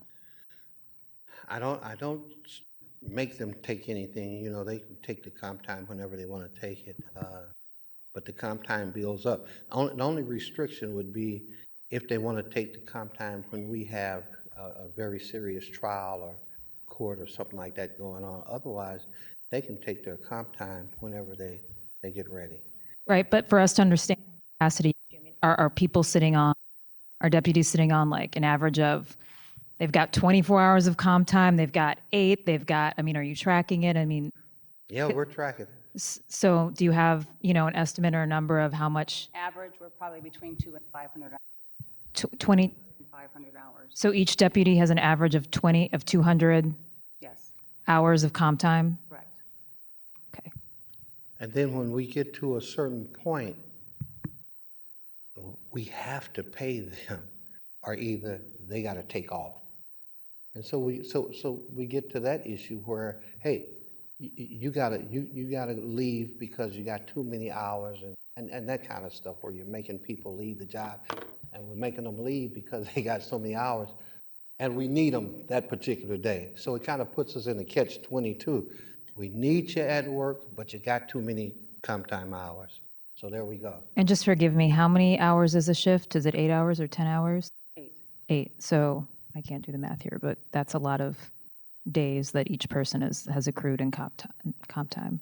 And Ms. Alderwoman, that's something that this sheriff department has been fighting over for years. The jail folks over at the Justice Center, they get to choose whether they want to get paid or whether they want comp time. We don't, and I don't know why we haven't been able to resolve that, but they get to choose. The people at the Justice Center, the employees, their starting salary, I didn't mention this earlier, their starting salary is more, the correctional officers start off making more than a St. Louis sheriff deputy, and we're carrying guns. That's unconscionable too. So all those little bitty things, that hits the morale, and so yeah, you got people leaving. Well, you got the people at the Justice Center making more than me. I'm going somewhere else where I can make. So that's why we've had 20 this year and 46 last year. We have to do something to stop that bleeding, the sheriff department. And the number one thing that I know we need to do, and my people know, is we need to pay these folks a livable wage, a competitive salary, and we can stop a whole lot of that outflow of employees, and then I can stabilize my workforce and then provide the kind of safety that the citizens of St. Louis deserve, like any other county in this state. We need to provide that same kind of security and safety. My last question before I turn it over to my colleagues is, you mentioned that training, that budget for training and education was one of your concerns, and it looks like it's almost half, or it's a significantly less than you requested. Can you just talk about why that is and what effect that has on your department from your perspective? Yes. Well, the budget came back. We presented our budget, and it came back. I guess Paul Payne and whoever's over that budget decided that they would cut that. Our training money, after the last 2 or 3 years, they've been right on point, and we've been able to move forward. So for years, I came into office fussing and fighting about getting my folks trained, but we didn't have the budget. We didn't have the money. We didn't have it in the budget. And so finally, about 3 years ago, we were able to get that money in the budget. So we took off. We've had 4 classes, post classes, that getting ready to do.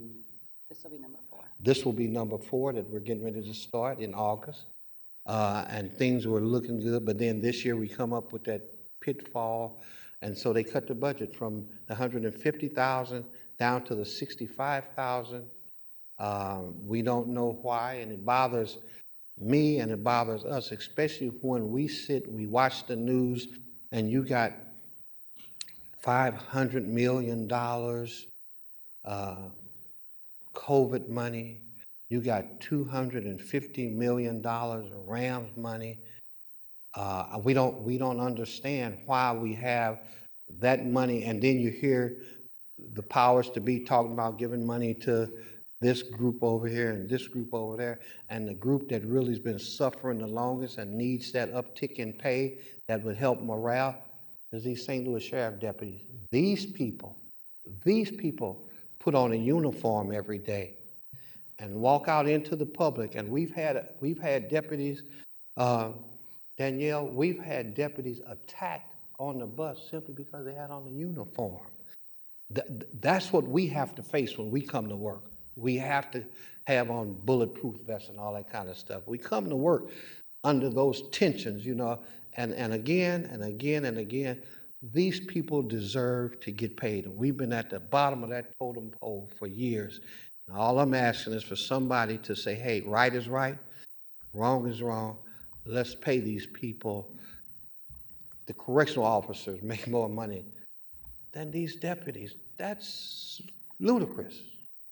That's ludicrous. So all of that then leads into this, you know, morale issue and people upset and people leaving. I have no other questions at this time, Madam Chair. Alderwoman Saunier. Thank you, Madam Chair. Thank you, Sheriff Best, for being here. Thank you.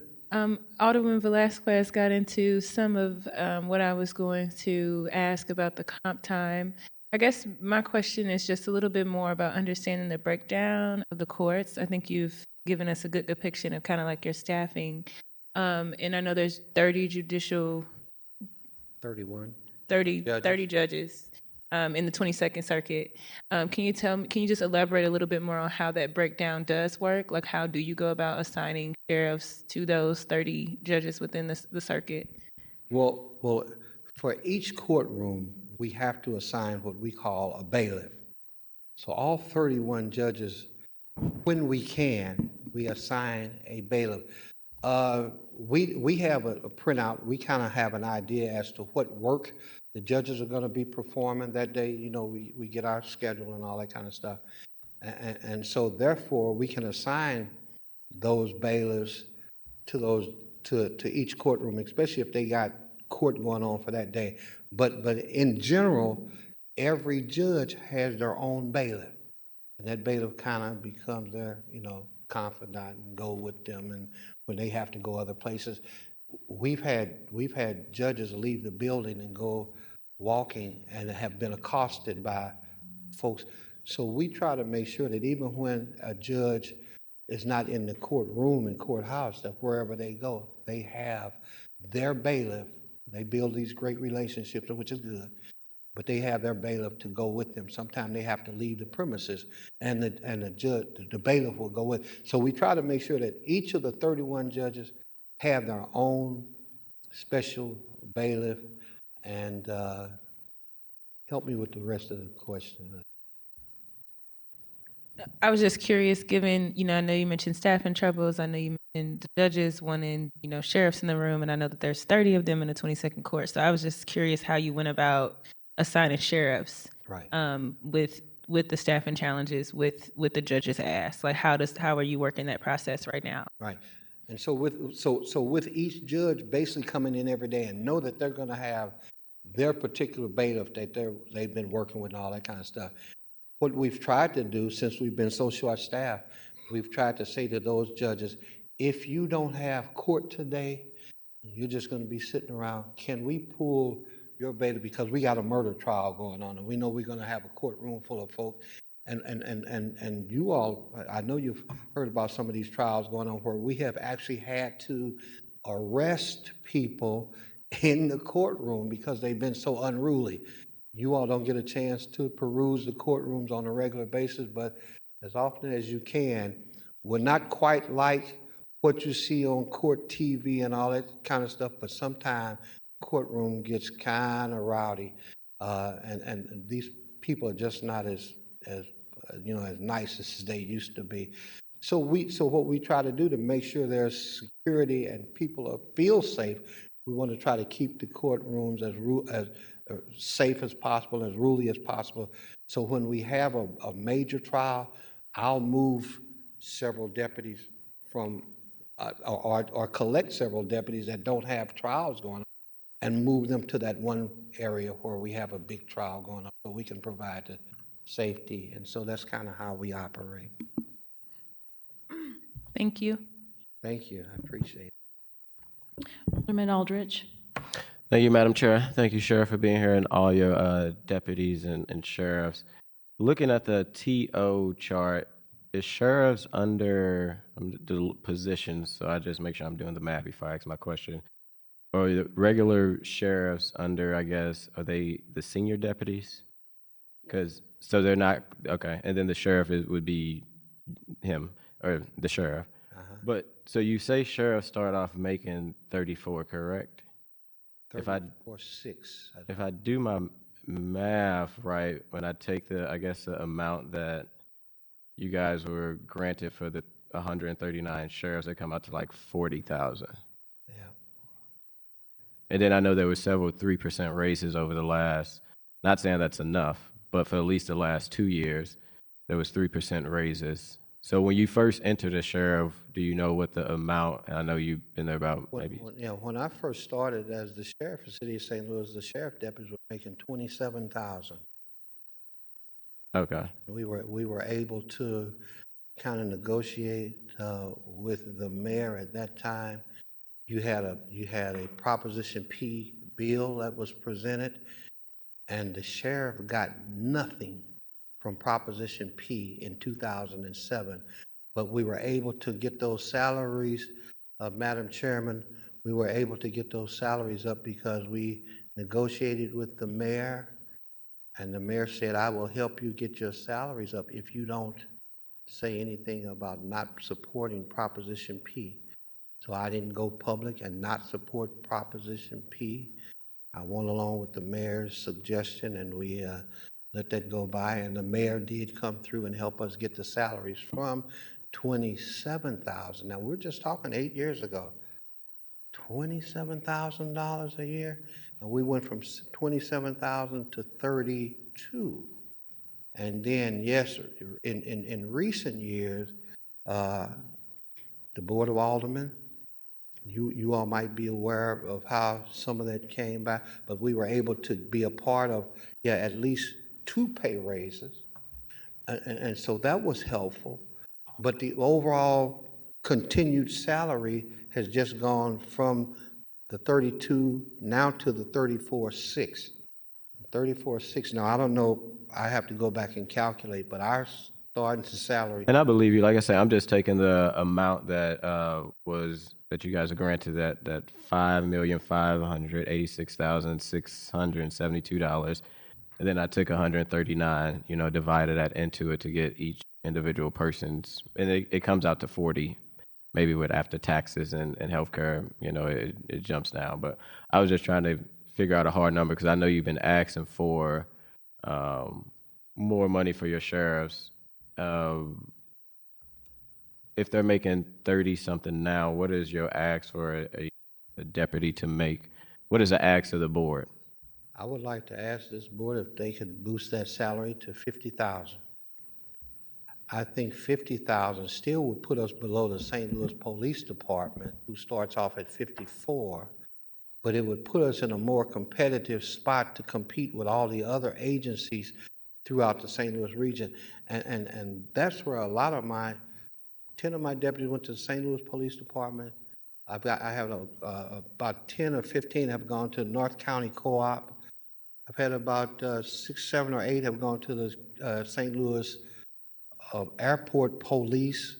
And so they're going everywhere, but everywhere where they can make a better wage. And I think, like I've said, what puts us in a position to really be competitive, if we can get to that 50,000 mark. Now, I think right now, and I might not be totally correct on this, I think the correctional officers are somewhere like about 46. So we should be making more money than any correctional. Our job is much more dangerous, much more difficult. We're handling prisoners all day long, every day. And they're not under lock and key like they are at the Justice Center. We're moving these people. Anytime you move inmates from one place to another, you always decrease the safety. And that's why you have to have, one of our rules is you move one inmate, there should be 2 deputies. I think you've seen enough on the news where you've had law enforcement officers to get killed, to get hurt, to even get killed, because they've not complied with the rules for transporting folk. I don't want that. I can't live with that on my conscience, being the sheriff of the city of St. Louis. It hasn't happened, praise the Lord. We hope it never will happen, because my folks try to follow the rules and so in our transporting. But you got to have two people transporting one criminal, one inmate at a time. I won't say criminal, but that's basically where we are. And your budget for that increase of 50,000, is that reflected in the budget? Is that reflected? In the budget y'all requested, I see, and I think maybe the one y'all requested was 7,782,424,000. That Yes. is, yes. And that would be with 148 deputies instead of 139, which you guys was granted, correct? Yes. And doing that math, that comes out to 52, roughly about 52,000. Sounds about right. Yes. That's why I was the same thing that I do with the Yeah, that's, what y'all requesting of what y'all have is why I got that 40,000, which was different from the 34,000. That's what I'm just trying to figure out right. where the pay is, where the math is not math, and on the add up if it's 40 or if it was 30 for. When you talked with Director Paul Payne and advocated for the increase, I guess what was the reason that he didn't grant you the 7 million and granted you only the 5 million? We haven't gotten a response. Well, yeah. So when y'all presented it to the budget, so when y'all presented to the budget committee, which was before us, was that presented to ENA or was that presented to Paul Payne? You're the first person we've presented, Our budget to you all. besides the actual paperwork going and Yeah. the various different steps. So when y'all sent y'all paperwork to Paul Payne, he sent something back and there was just all through email? He sent us the paperwork, the hard Excuse me, could you please speak into the mic? Thank you, Madam Chair. Just the hard copies is all we received back. And then we sent a letter back stating that we were not agreeing with this. Okay. I'm just for my understanding of the process, did y'all submit anything to the director for what you wanted to see in your budget this year? Or did the courts do it? Because I know the courts is not over the sheriff, but y'all work together. Who submitted the sheriff's budget to Paul Payne? The courts. And you may want to get a little bit more in the mic. The courts, Did you guys talk with the courts about the salary increase? yes. And they agreed with the salary increase and the extra employees. Okay. And then the court sent it to Paul Payne, and Paul Payne sent some back to the courts, and that's where y'all seen y'all wasn't granted the increase. Correct. Okay. Thank you. Okay, Sheriff, I have a couple questions for you. The staffing level, okay, so your staffing levels right now are at 1 or over 170, 164, we're there today. 164. We don't have those in our staffing schedule because you guys are a county office, is that right? And the hiring is done from within the sheriff's department, is that right? Yes. Yes, So you have your own HR department, you don't go through the director of personnel for your hiring. Correct. correct. I have to be, just, you all must be doing a pretty good job just with the staffing level of 164 out of 170. That's a 96% fill rate. Our city is at about 70% fill rate. Our police department's at about 66% fill rate. I mean, I'm just going to commend you for filling those positions. I mean, but also, you've got a pretty good staffing level as far as city departments are concerned, given the state of the city in a general sense. But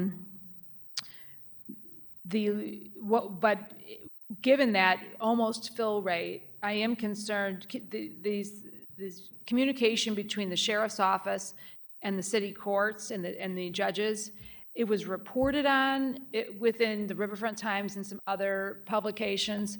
Could you share that with us? Because I'm not sure I fully understand the position of both the judges and the sheriff's office with regards to those empty courtrooms. If you could share what that dispute really is, at least the official letters. I think there were two, one from your office to the judge, the presiding judge, and then the presiding judge's response. I believe the Riverfront Times has them. I'm sure share them possibly with the committee. Well, please don't, the Riverfront Times is trashy to me. Don't take, I just, that's the only publication I know that covered it, Sheriff. I wasn't Okay. trying to have any outcome other than the fact that they reported on those letters. And I think yeah, from my, I'm just generally yeah.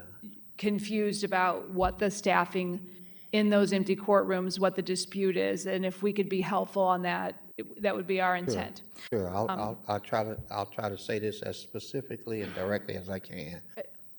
The problem between Vernon Vista Sheriff and the presiding judges is that they want a deputy in every courtroom for the 8 hours of day that we have court, and we have not been able to provide that particular issue.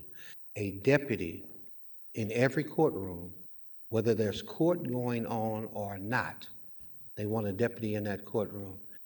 I don't think it's fair to you, Madam Chairman, and to the citizens of St. Louis for me to have a deputy sitting in the courtroom all day long, playing on his telephone, twiddling his thumbs or whatever he's doing, just to satisfy the desire of a judge that we got somebody in the courtroom. Now, the first thing they want to claim is that, oh, it's a matter of safety. No, it's not. No, Well, it's Sheriff, I think maybe what would be most helpful is to understand your current policy related to staffing those courtrooms. And maybe that's a stated policy that says, hey, if there's not court, we're not going to have a sheriff in there, et cetera, just because to better understand what the dispute is. Yeah. Our job is to make sure that you have the funding necessary to do the job that you're asked to do. Yeah. So I think there's clearly a dispute between what your job is to do, whether or not it is to staff all these empty courtrooms or not. So helping us understand the crux of it, whether that's a stated policy from the sheriff's office, a dispute, but Yeah. if you could share with us either the policy or the communication, what that looks like, it would be helpful. Well, the policy has been there before I got there. We provide a deputy in every courtroom to protect the citizens that come into the 22nd Judicial District and provide security for the judges. Now, just until recent years, we've been able to do that. When I was a deputy, not only did we have a deputy in every courtroom, but I was like on what we call the extra board, where at the beginning of the day when assignments was made, I was then dispatched to the courtroom with another deputy. And so in most cases, we had two deputies. But with the recent hiring issues and us not being able to hire the deputies that we need, we've not been able to put a deputy. Sheriff, what were the hiring issues? I think The hiring issue is simply paying the deputies an equitable salary. That's it in a nutshell. The hiring issue is to pay these guys an equitable salary. And those folks that are not happy with what they are getting paid, they've decided to leave. And so we've had 46 last year, 20 this year. And so now that puts me behind the 8 ball, so to speak, and I can't get the judges to understand that if I don't have a deputy to put in that court for that day, I don't have it. I can't make a person. And they are the ones so unreasonable. I've tried to say, well, let's do this. I'll make sure if you got court today, I'll make sure you got a deputy in your courtroom, even if I have to come and sit in the courtroom. And they've said, no, we want a deputy in every Sheriff, court. I hate to interrupt you, but I will say that it is imperative that the sheriff's department, that our city sheriff has a constructive and collaborative relationship with the courts that they're protecting. So whatever we can do to mend that relationship, because it is your duty, your job to protect the courtrooms. And if there's a dispute between the judges, that's a breakdown in that necessary trust to do your job. And we want to help you do that. well- So maybe it would be helpful if you share with us a policy and we can communicate with the courts, hey, is this not enough?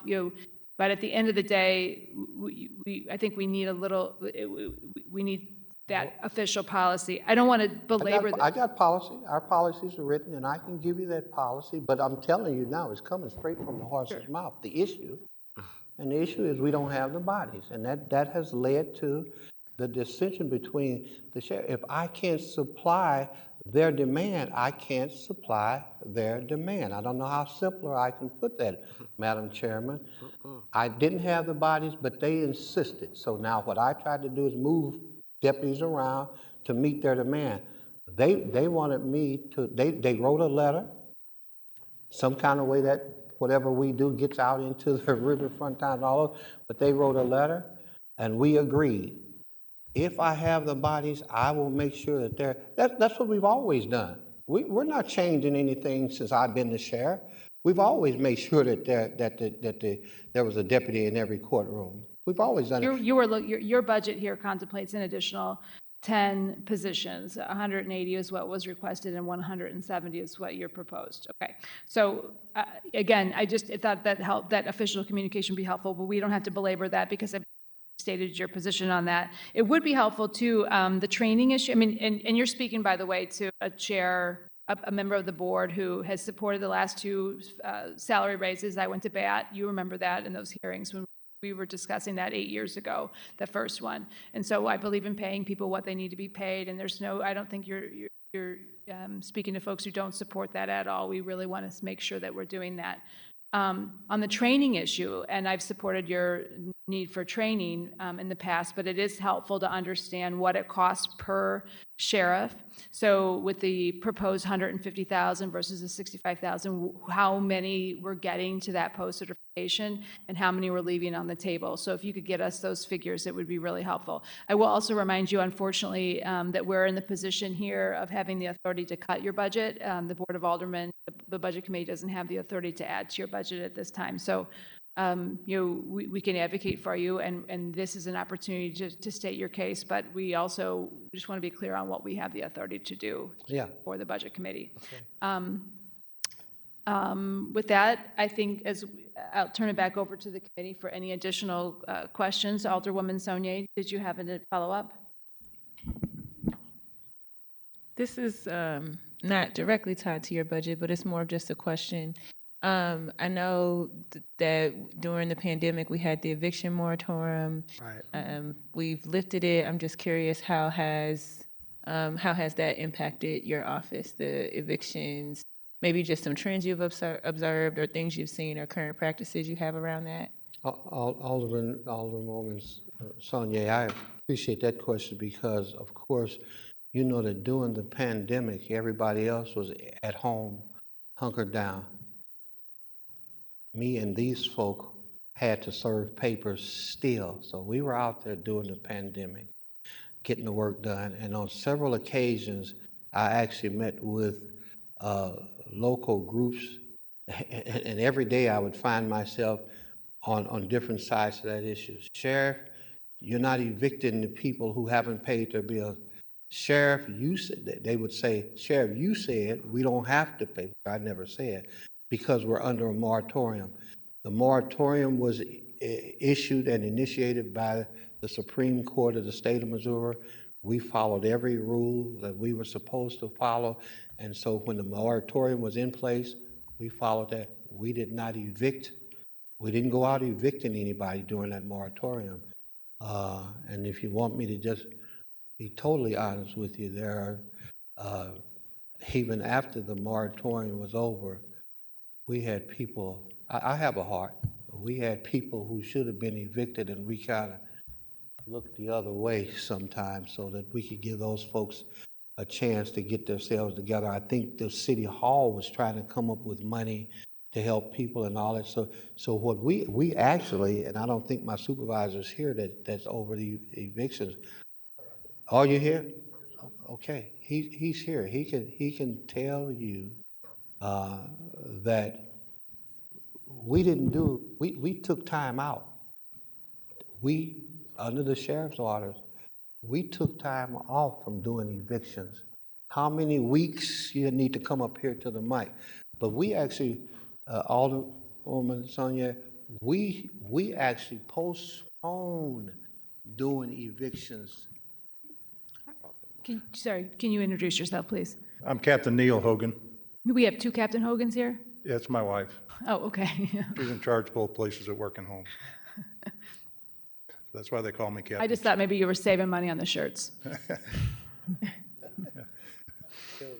Answer a question about So just to restate my question, I was just curious. I know during the pandemic, there was an eviction moratorium. We don't have that anymore. One of the issues we talk about constantly, and I know one of the duties of you all's office is to deal with that. So I was just know about, what you've observed since the pandemic. How has it been adjusting to taking that duty back on? If it was paused during the pandemic, just any general trends or things you've observed as someone who does that work. It started off slow, and we, as the sheriff stated, we worked with several landlords to try to help the tenants, give them time, because anytime there is an eviction, the people lose all their property. And the sheriff guided me to try to work with landlords to help the people keep their property, give them a little bit more time, and so we drug that out a little bit. Thank you. Alderman Eldridge.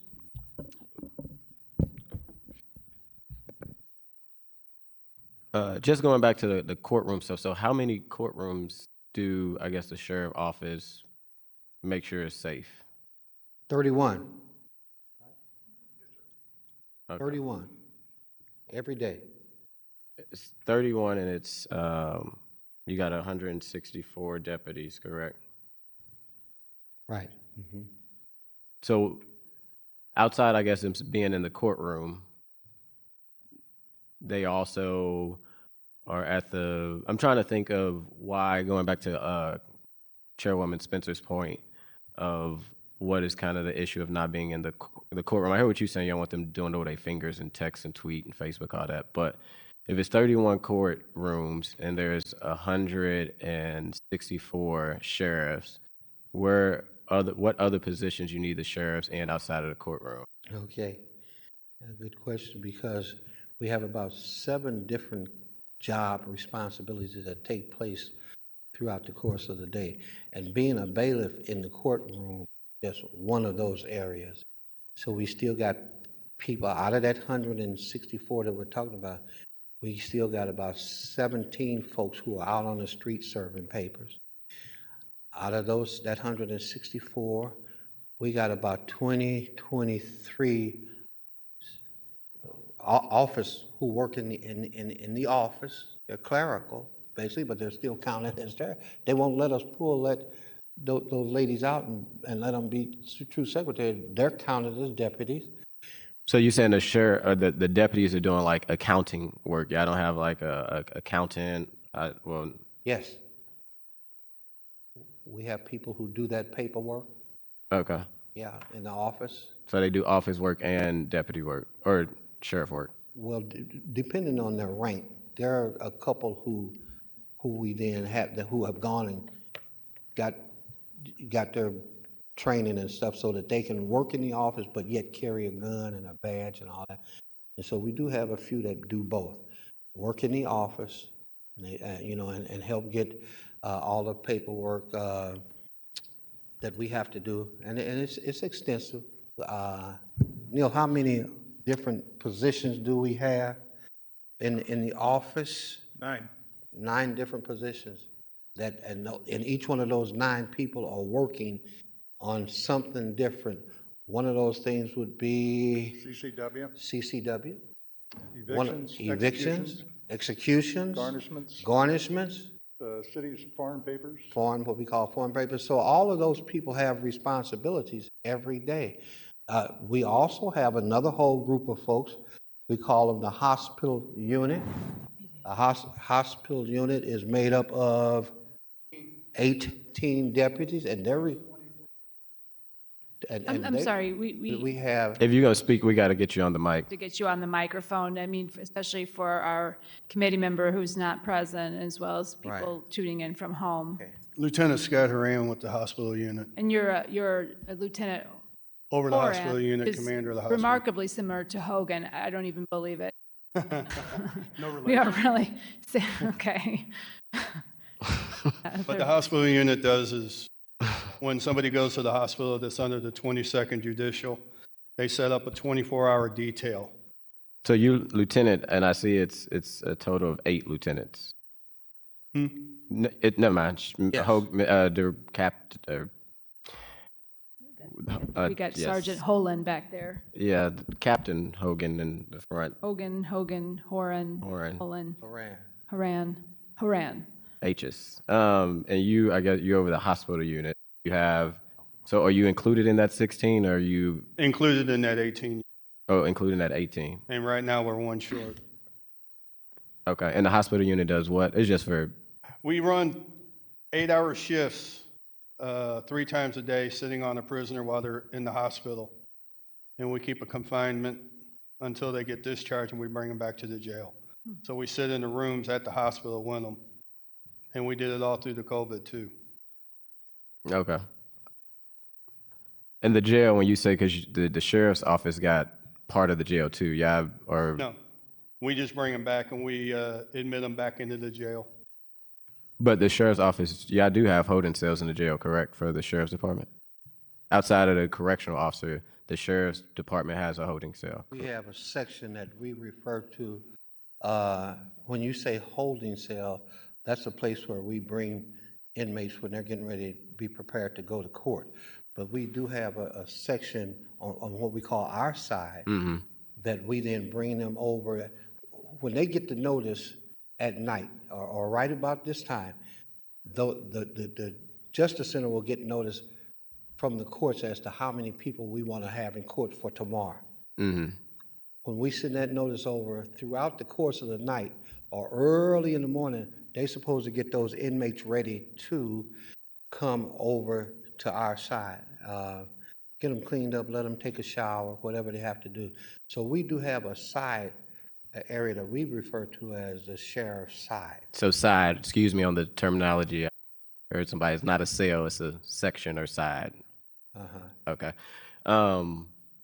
And for the individuals in the hospital that you sit with, is that only people that is on the sheriff's side, or do y'all do that for the whole No, CPAC? if they go out as an ER, we take them out. And if they get admitted, then we sit on them. Transportation would take them out another unit. And if they get admitted into the hospital, they contact me and I set up a 24-hour detail. We have 6 people, 3 to 7 to 3, 6 people, 3 to 11. At this time, we only have 5 people from 11 to 7. And so Alderman Aldridge, there are times when we have had so many things going on in the city of St. Louis. People get sick, people get hurt, and you kind of touched on it. They can come from the entire Justice Center. Right now, if somebody gets hurt at the Justice Center, they call us, we go pick them up, take them to the hospital, and then we sit on them for the length of time that they have to be under that hospital care. So yeah, they can come from the Justice Center, not just from what we call our side. When we bring them over to our side, we get them ready to go to court that morning or that day. But for all intents and purposes, any given day, we can get several people to come from the Justice Center that we have to then transport. That's another whole unit of guys that do nothing but transport prisoners back and forth to the hospital, to clinics. There's a lot of that kind of stuff going on these days, to clinics or even to other jails. We do all of that, and that's done by the transportation unit. So that's why I was saying we have several different units, and that's why you get the makeup of all those different units that will culminate into 164 employees. Okay. And only 2 more questions, and I'll let others answer. I want to get on the administrative stuff, because I know you said that you have sheriffs also in the administrative office. What is the role of the administrative aide to the sheriff? The administrative aide, that we're referring to Joe Neal, right? Colonel Roberts. Okay, Colonel, that's who you may know as Colonel Roberts, but the administrative aide, that's my chief of staff.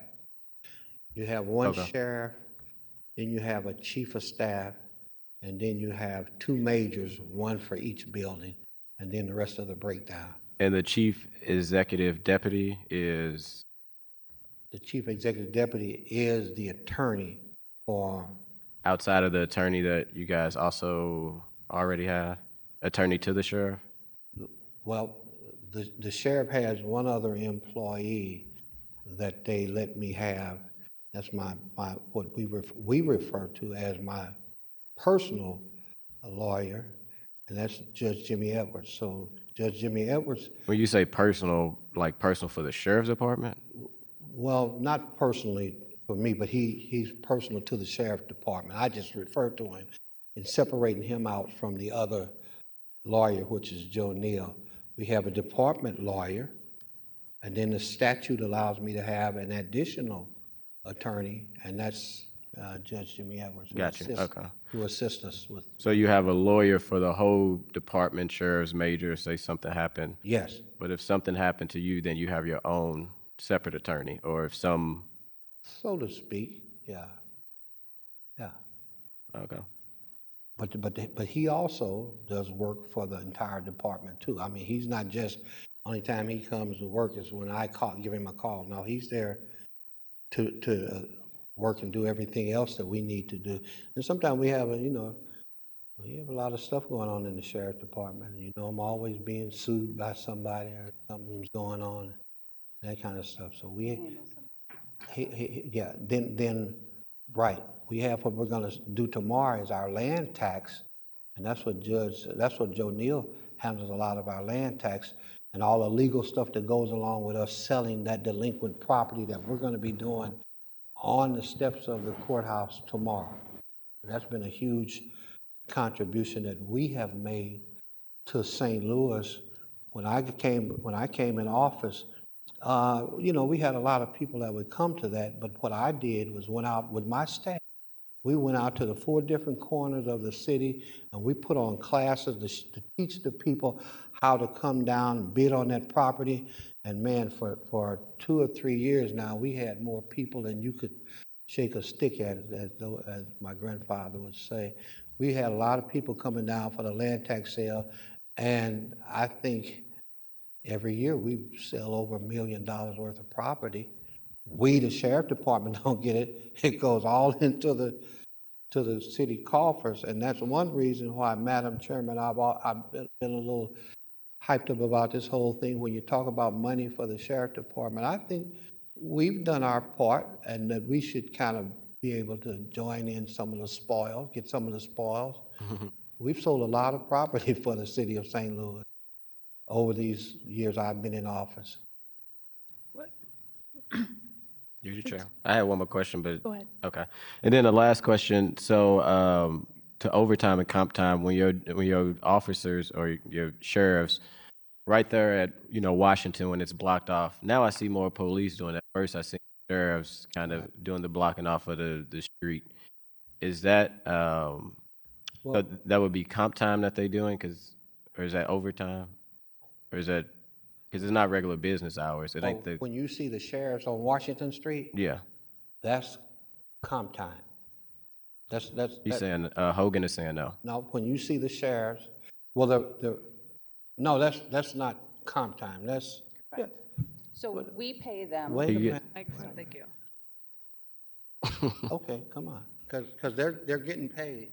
Go ahead. They are getting paid, so we take care of like the parking details for all the ball games and stuff like that. We pay them out of our payroll budget. I send an invoice to like the treasurer or whatever, and then they reimburse us for these details. And to be clear, I'm glad to see that the details on Washington and especially during the weekend. I was just curious, is that the comp time or overtime? And then when you say you get reimbursed from the treasurer's office, is that coming from the Treasurer General Revenue, or is that coming from the city? So I just send it to a specific person, and 2 weeks later, she sends me a check. Okay, that's all I got. I apologize for, I'm thinking, when you say comp time, now that's the one branch when they're working at downtown detail that then, yeah, she has to then send something to the city, and then they send something back. Any other time, though, for the alderman, you may see those guys working other places, and most of the time that's going to be, they've done their 8 hours at work, now they're going out to work secondary. Like our police department do. Secondary, right. Okay. And then this is my last question. Do they only do that special detail in downtown? Do they do like Central West End or in these, or is that only in downtown? They can work secondary anywhere. And not the secondary, the reimbursement that you do, where you Just downtown. Just downtown. Okay. Do we have any other questions from members of the committee? Okay. Sheriff, just a real quick question. So that when you mentioned the spoils earlier that you were collecting on those, you're talking about the funds received from selling properties. The way I understand it, the city collects, when a property is auctioned, the city is able to collect and receive what is owed to the city, the taxes that are anything above that would go to the property owner. Is that correct? No. So in other words, if I am a delinquent property owner and the city files a suit, the Collector of Revenue's office issues a lawsuit, files a suit, it's auctioned off by the sheriff's office. Yes. And if it goes for a higher price than what the city is owed, the taxes, et cetera, the additional revenue doesn't go to the city, but goes to the original property owner. Is that correct? Not exactly. The first $500 we get 5% of, and everything after that is 4%. Then all the bills get paid. Okay. And regardless of who it is, MSD, the city, whatever. And then from there, whatever money isn't distributed to pay whatever tabs, then that will go back to the people that just lost the property. Correct. Yeah. So it's not like we're making the liens back. Yeah. Plus a 5%, but we're not collecting additional revenue off of that. No. Okay. Thank you. I just wanted for clarity on that. Sheriff, this has been really helpful, especially I think the line of questions from the alderman from the 14th, understanding all the positions in your office, all the things you do.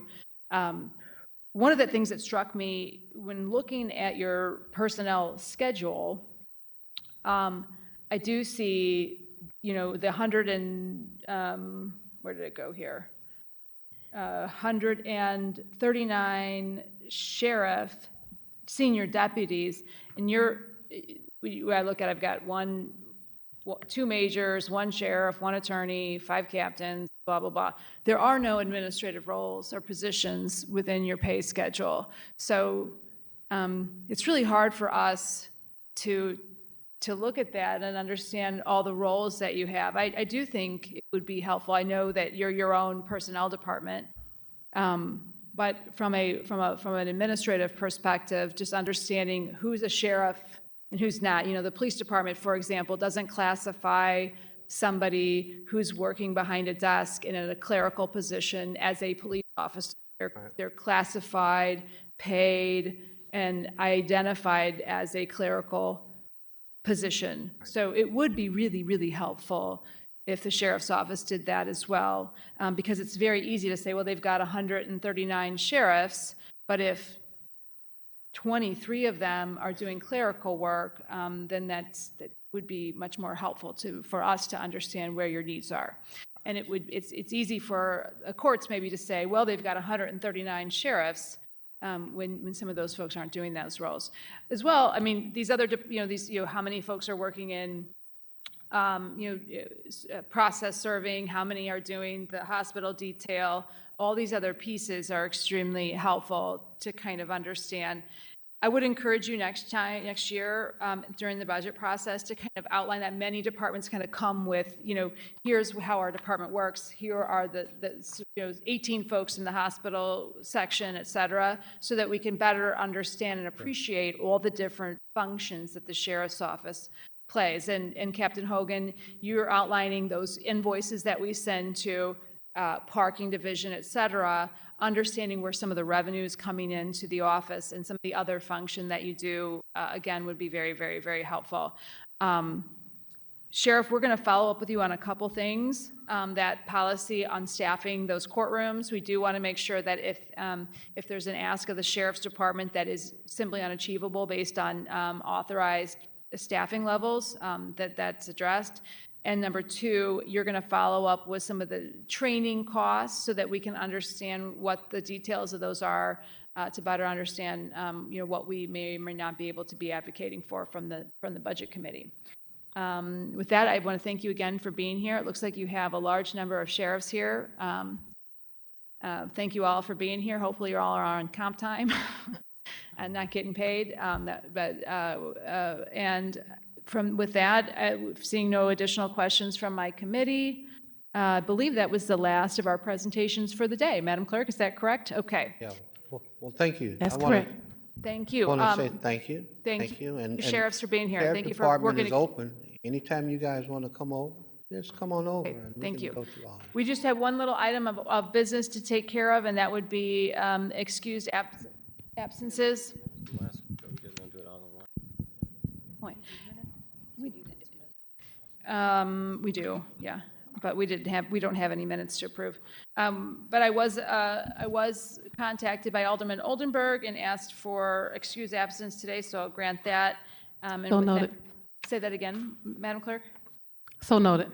Okay. And with that, I'll take, we don't have any minutes to approve. I move to adjourn. Do I get a second on the, we'll adjourn until tomorrow morning at 9:30 a.m. Thank you. 9:30. 9:30 on my calendar. Madam Clerk, could you confirm the time for tomorrow? It says 9. Your papers say 9. It is 9.